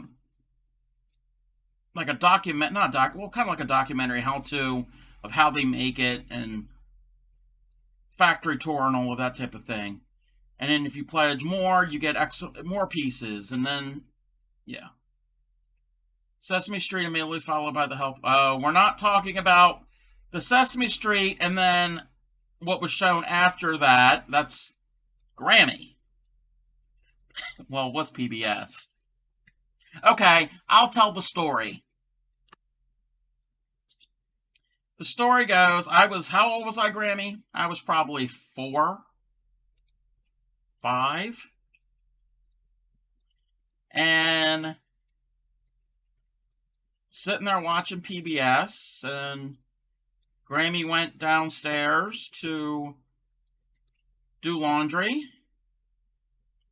And then when she came up the steps, I'm sitting there in front of the TV going, oh, that's how it works. I understand.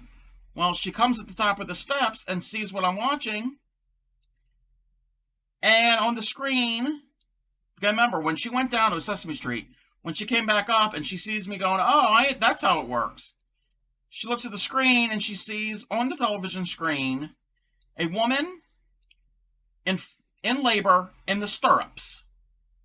And you see everything.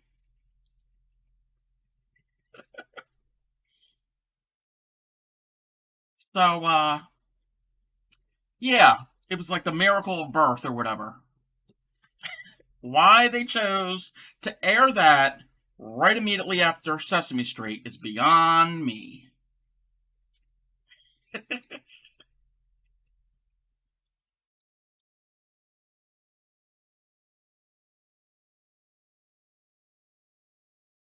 So, now that story is going to be documented for posterity, because this stream will be uploaded to YouTube, so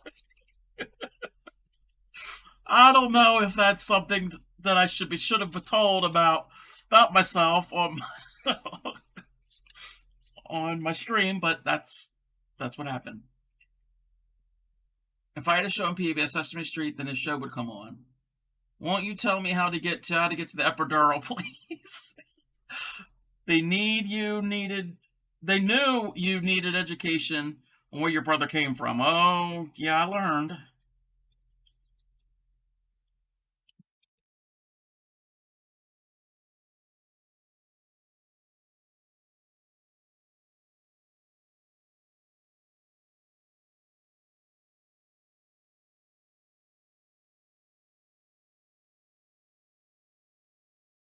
Okay, I'm afraid I'm not gonna, well, I doubt if I'm gonna be able to get this long enough for a hat, because I don't know how many rows I've done.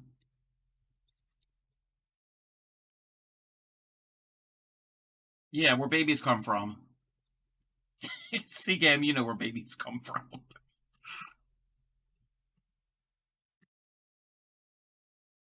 I did like the Electric Company back in the day, even though I only remember the opening. I really don't remember the show, and I can't say it because I would probably get copyrighted.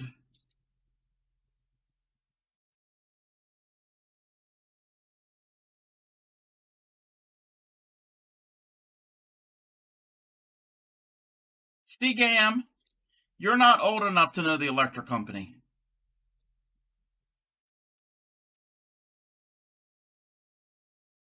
or if you did, it was probably a reboot.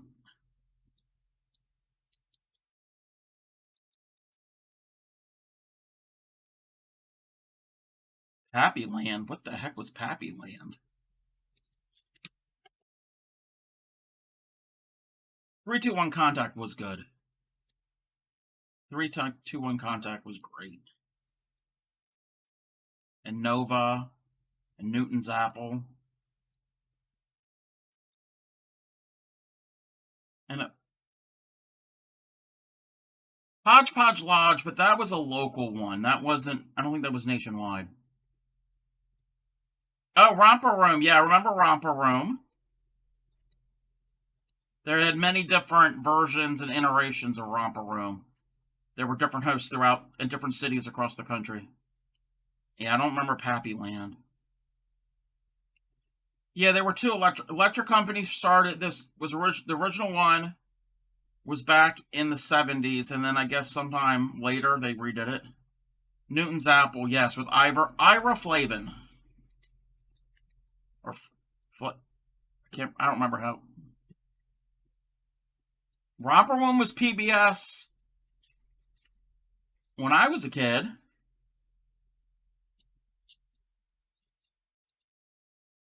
Where in the World's Carmen Sandiego? Yes.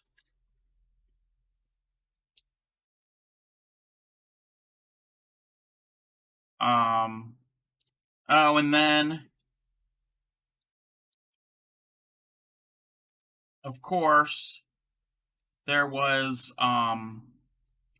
This Old House and the New Yankee Workshop and um the Woodwright Shop with what was his name? Oh, the Woodwright Shop with yeah, Slim Buddy was funny. Oh, what? Come on, the Woodwright Shop with Arthur was after my time. Of course, Mr. Rogers.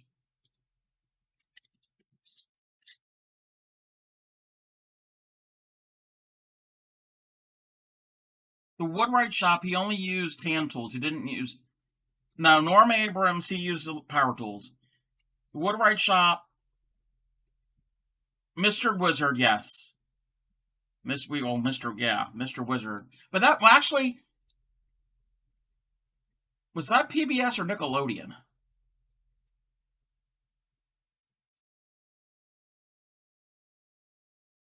Can't remember. Yeah, it was Nickelodeon. Um, what was the guy, the host of the Woodwright Shop? It was all hand tools, and he was like in a like a barn or something, and he would. Oh, I remember the beginning. He was like in a city street, and he's walking. There's people with business suits and briefcases, and then he'd walk up, and he'd have a wooden toolbox, and he'd tromping through the woods to go. Yeah. Oh,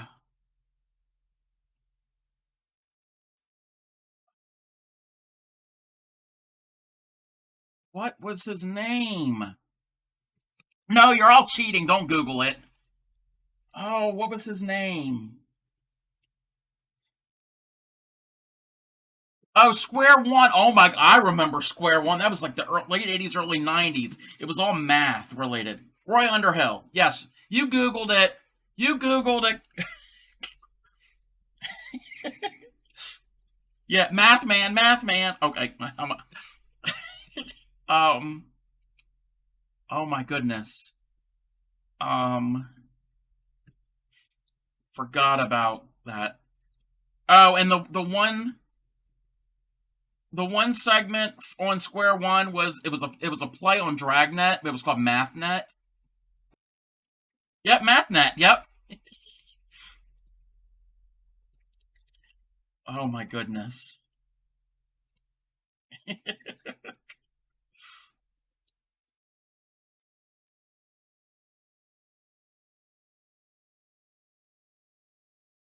Yeah.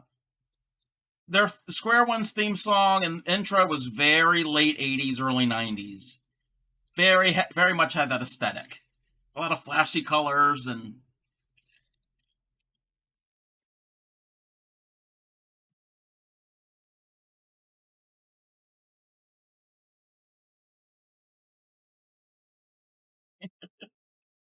um who else? What else was there?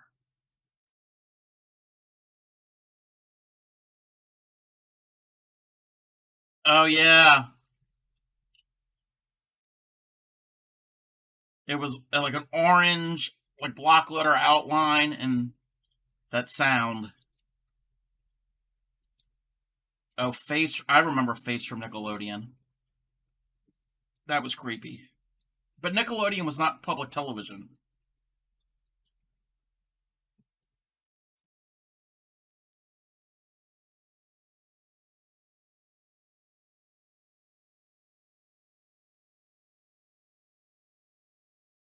I'm making progress on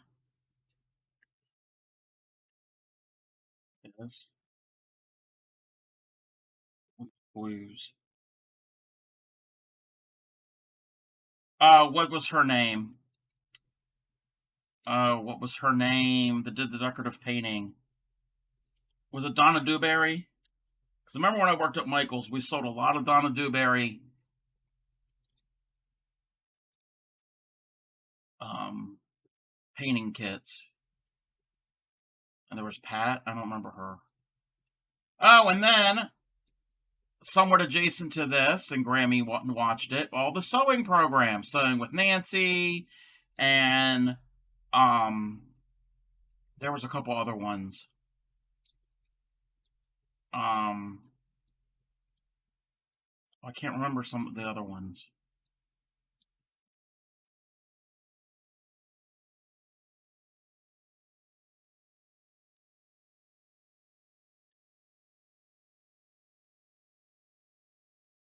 Oh, and then we're forgetting what really started PBS was the cooking shows.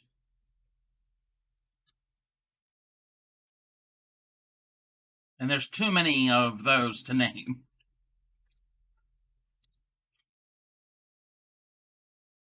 And the Victory Garden, Justin Wilson, Yang Kane Cook, Julia Child, Jeff Smith, who was the Frugal Gourmet.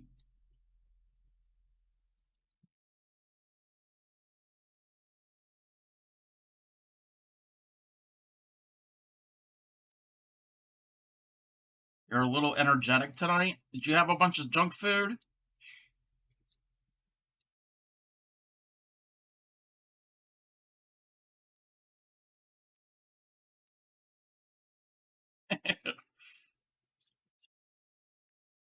I had some hot dogs.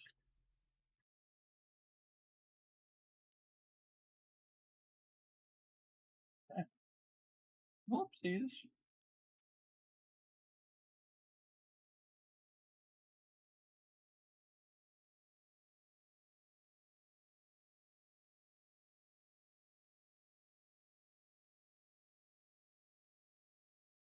Oh, oh, the one cooking show was what was it called? It was Burt Wolf hosted it, and he would travel.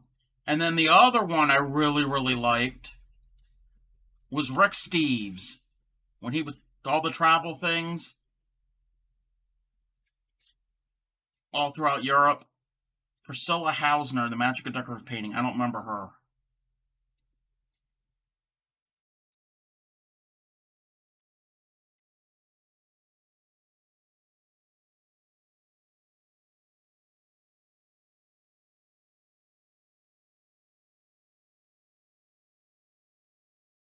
Hell's Kitchen is not PBS.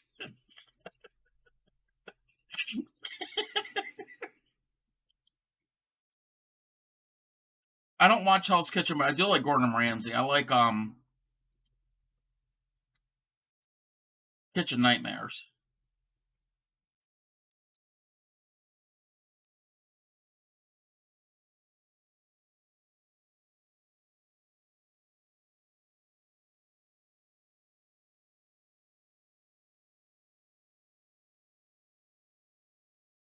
Natalie Dupree. Yep. She was like the Southern cook before Paula Deen. Who's an ass? Gordon Ramsay? Yeah, but you know what? He he does it. It's like tough love. He proves a point, and a lot of times his point comes across.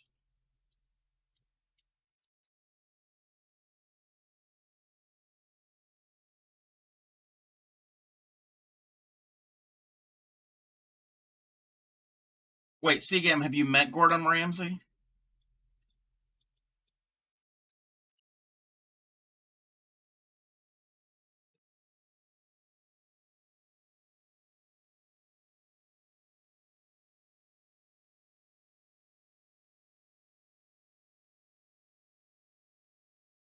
Hotel Hell, yeah, I've seen that too.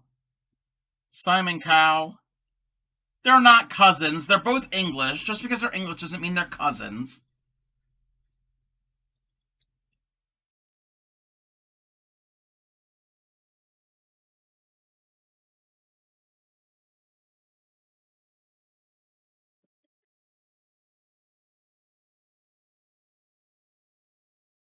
Okay, I don't like Simon Cowell. I'm not a fan of all of those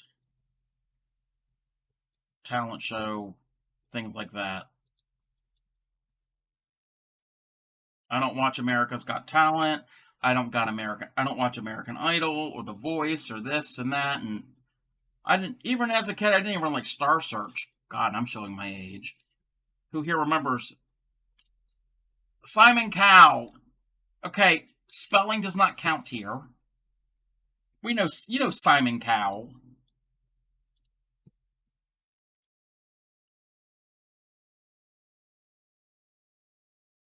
See, game you literally watch everything.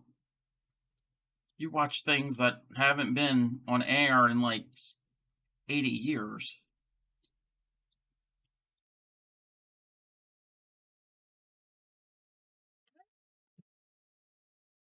Oh, Soul Train, an American Bandstand.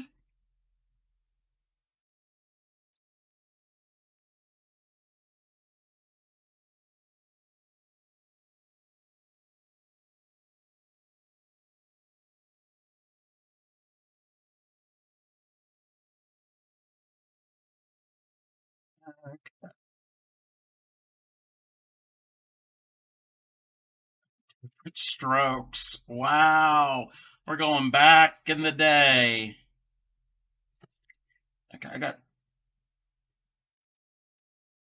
stuff in my eye. Okay. We got a couple more minutes before it's 10 o'clock. I'm going to do a couple more rows. I'm not anywhere near being the length for an adult hat. But I'll do a couple more rows and then I'll show you how to cast off. You just have to use your imagination that it's longer. And what I'm going to do is when I get done this row here, I'm going to show you what the outside look like. What you're looking at this whole time, this is the inside of the hat. So get done a few more stitches I'm going to show you the outside.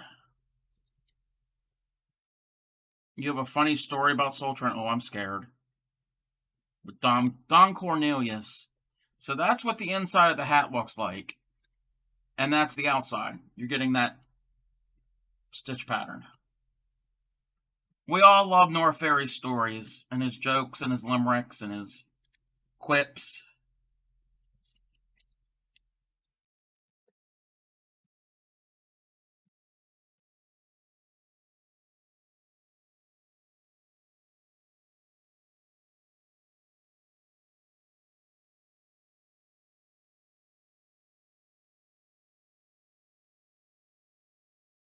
Used to watch a lot of horror movies when I was a kid.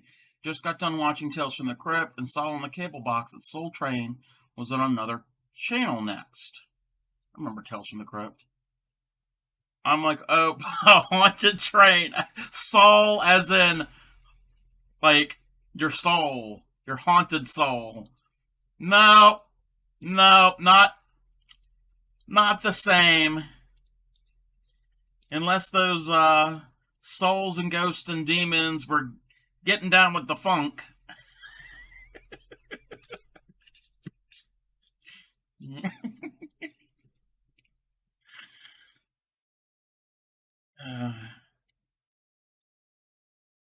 I'm not slapping anybody, Seagam.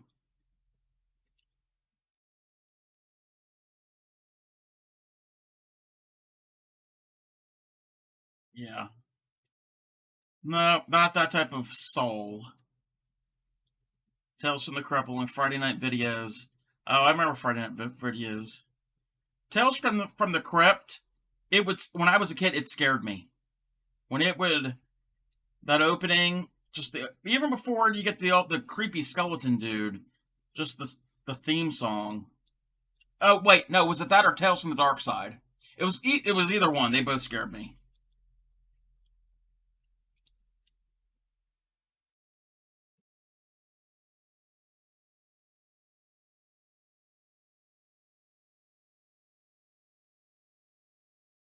Monsters for, yeah, I don't remember that.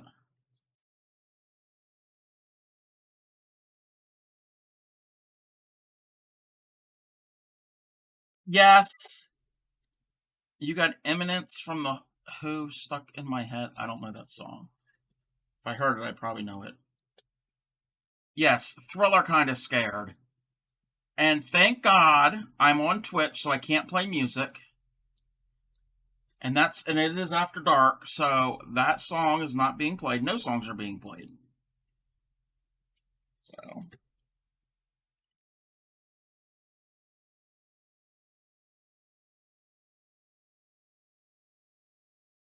kinda. What do you mean kinda?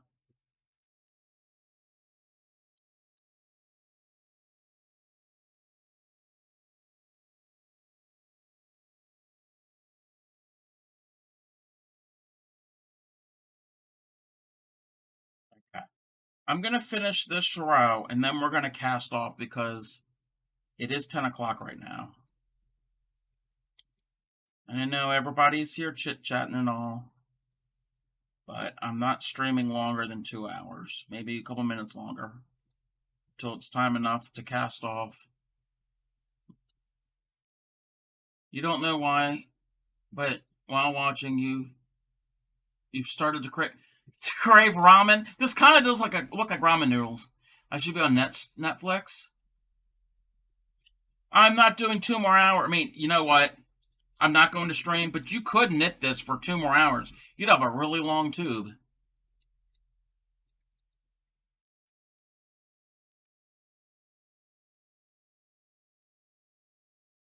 No, we're not doing a 24-hour stream. No. Not happening.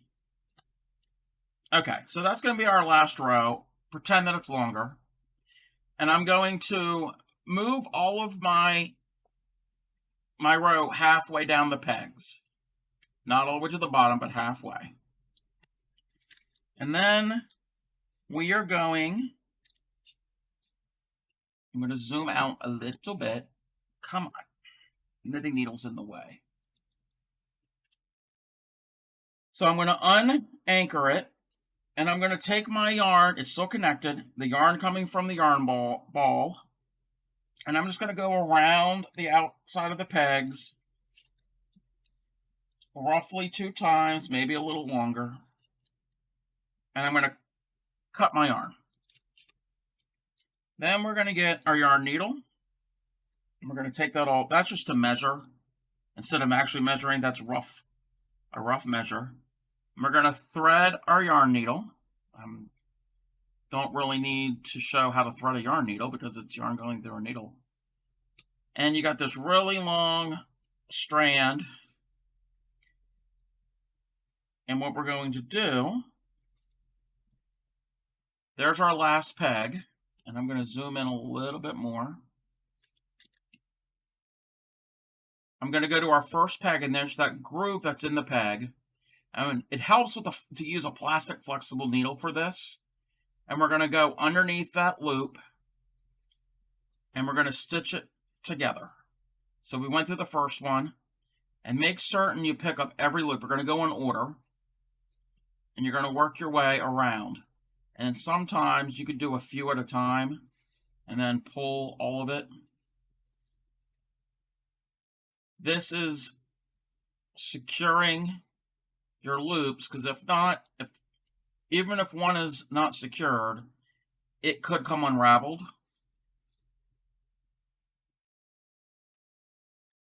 Again, imagine this hat was longer. Well, thank you. I'm glad you're interested in it. And I hope you aren't just saying that jokingly, and even if you are, that's fine too. The views help. The chit-chat in the chat helps too. So we're going to go all the way around. And that's why you need this extra long.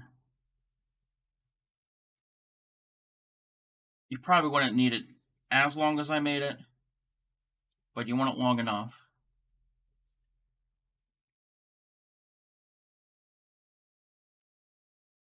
Make certain you pick up each and every one. Don't skip one.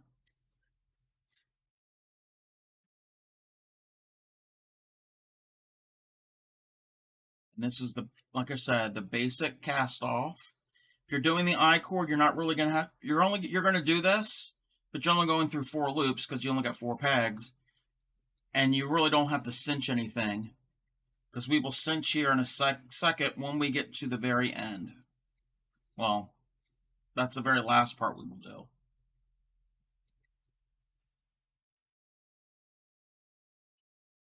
I think there are other ways to cast off, but this is the easiest way.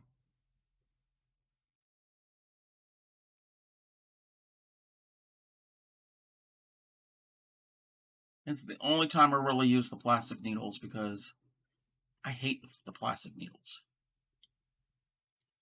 But they're flexible enough to get in that loop and in that groove of the peg. I got a little bit more to go.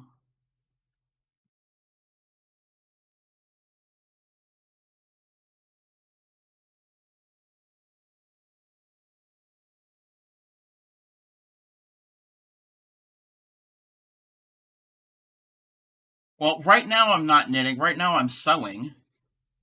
What I was doing the whole time on stream was knitting. A form of knitting.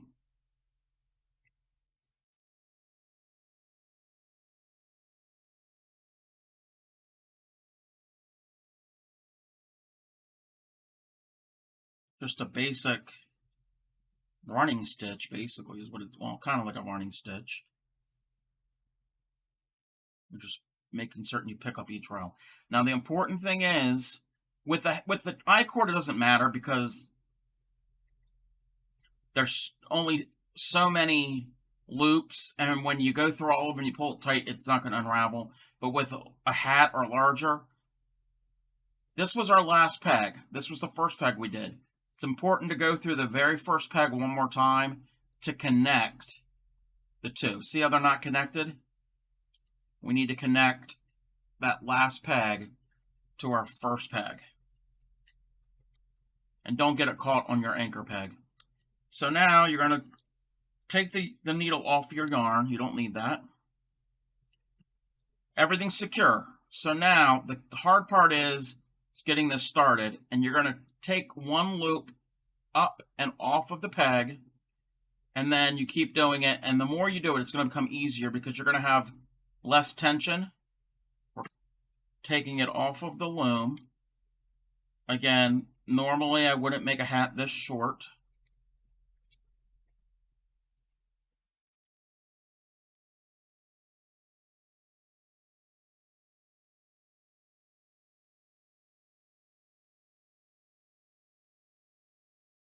And then I will, once we're off the loom, I will show you how to close it up. And the closing up is really simple. I don't know if I'm going to be on any voice chat after. I need to get something else to eat because I'm a little hungry. I don't know what I'm going to have. Kind of like a yarmulke. Okay.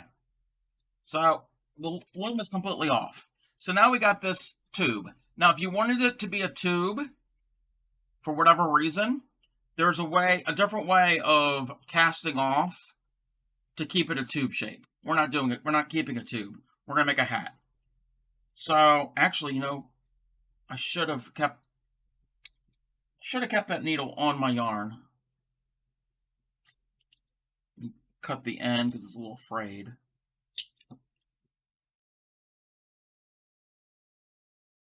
Oh, I'm not done yet. Okay. Don't take your yarn off your needle. And now what I'm going to do is I got our tube. That's the inside of our hat. We're going to drop the tail and our needle in the center. And then we're going to turn it inside out. This is the inside of the hat. And we're going to gather that end all together. And we're going to hold on to it. And with our other hand, we're going to pull this, our working yarn. You can see already it's starting to cinch up. It's like a drawstring. And I've gathered it a bunch, and I still got more to go. And you kind of work it around so it all cinches up so that hole closes. Depending on your yarn, you can pull a little tight. You don't want to pull it so much that it breaks. This is the top of your hat, the inside of the top of the hat. So the way I do it is if I hold it here in my hand, you got your yarn coming out, and I take my needle and I go under a couple strands, a couple of those stitches that I just gathered up. Not in the knit stitches, but in the gathering stitches. Pick up a few. It doesn't matter where. And pull. And when you pull, that loop is going to be encasing that strand. So you're basically doing a back stitch. So again, you do a couple of them. I turn it around. I just do a couple in a round. I do like 3 or 4. Just to secure the ends so it doesn't unravel.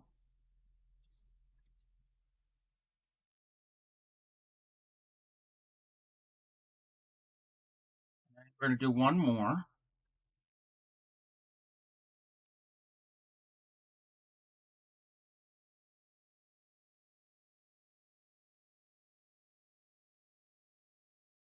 And that should be secured enough. And then if you want, you can cut your yarn and then turn it. And then if you have any joins, weave those in. And then you're also going to weave in your tail from when you started. That's real simple. And then you grab the inside, turn it inside out. The tail's on the outside, but that's fine. And there we've got your little hat. Now, if you're going to put a pom-pom on it, and I don't have a pom-pom, you make a pom-pom, leave your tail long on one of them, and imagine the pom-pom's here and this is connected. Once you've made the pom-pom, just stick it through the center of your hat, pull it through so it's tight so the pom-pom is sitting right up against it, and you would do the same thing. You just secure it on the inside with a couple stitches. That's how you make a hat. The other thing you can do is after you make a hat, Let's say you make a bunch of I-cord in a coordinating color, whole bunch of it. I wouldn't use these colors together, but then you can you'll be off the loom, obviously. You could sit there and stitch them and make a design however you want and stitch it to the outside of your hat so you'd have an extra texture on the outside, if you can envision that, in whatever pattern you want. Waves, you can make letters, however. But that's the basics of circular loom knitting. It's pretty easy. Again, there's other stitches that you could do on the loom besides the basic knit stitch. And that is the same, just a little shorter. I mean, that could be a child's hat, but be a little much wider. Or somebody with a really short head, with a short crown on their head. Or if they didn't want one that was so slouchy, like I'm going to demonstrate this. Oh, that's a little tight for me, because I need the yellow loom for me. Yeah, this hat does not fit me. It's too tight. And then the one I just made looks horrible on my head. Oh. You should use Fruit of the Loom. I'm not making underwear. What? What? Fruit of the Loom?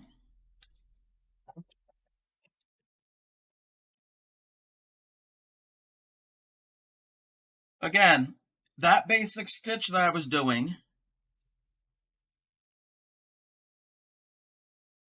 this is a much larger version, but very similar to most of our clothing, unless it's appreciate it. Oh wait, did the stream end? Oh, I think it cut out for a bit. Oh, okay. Yeah, it glitched. Yeah. Again, thank you everybody who came in tonight. Thanks for keeping the chat going. I will be on again tomorrow night, same time, 8 Eastern, for the next part of the temperature blanket. And I know my crochet along people, one of them's finished their blanket and the other one had to do some issues with their blanket. So I don't know if Crojomo is going to start that up again or not. But anyway, I'll still do it.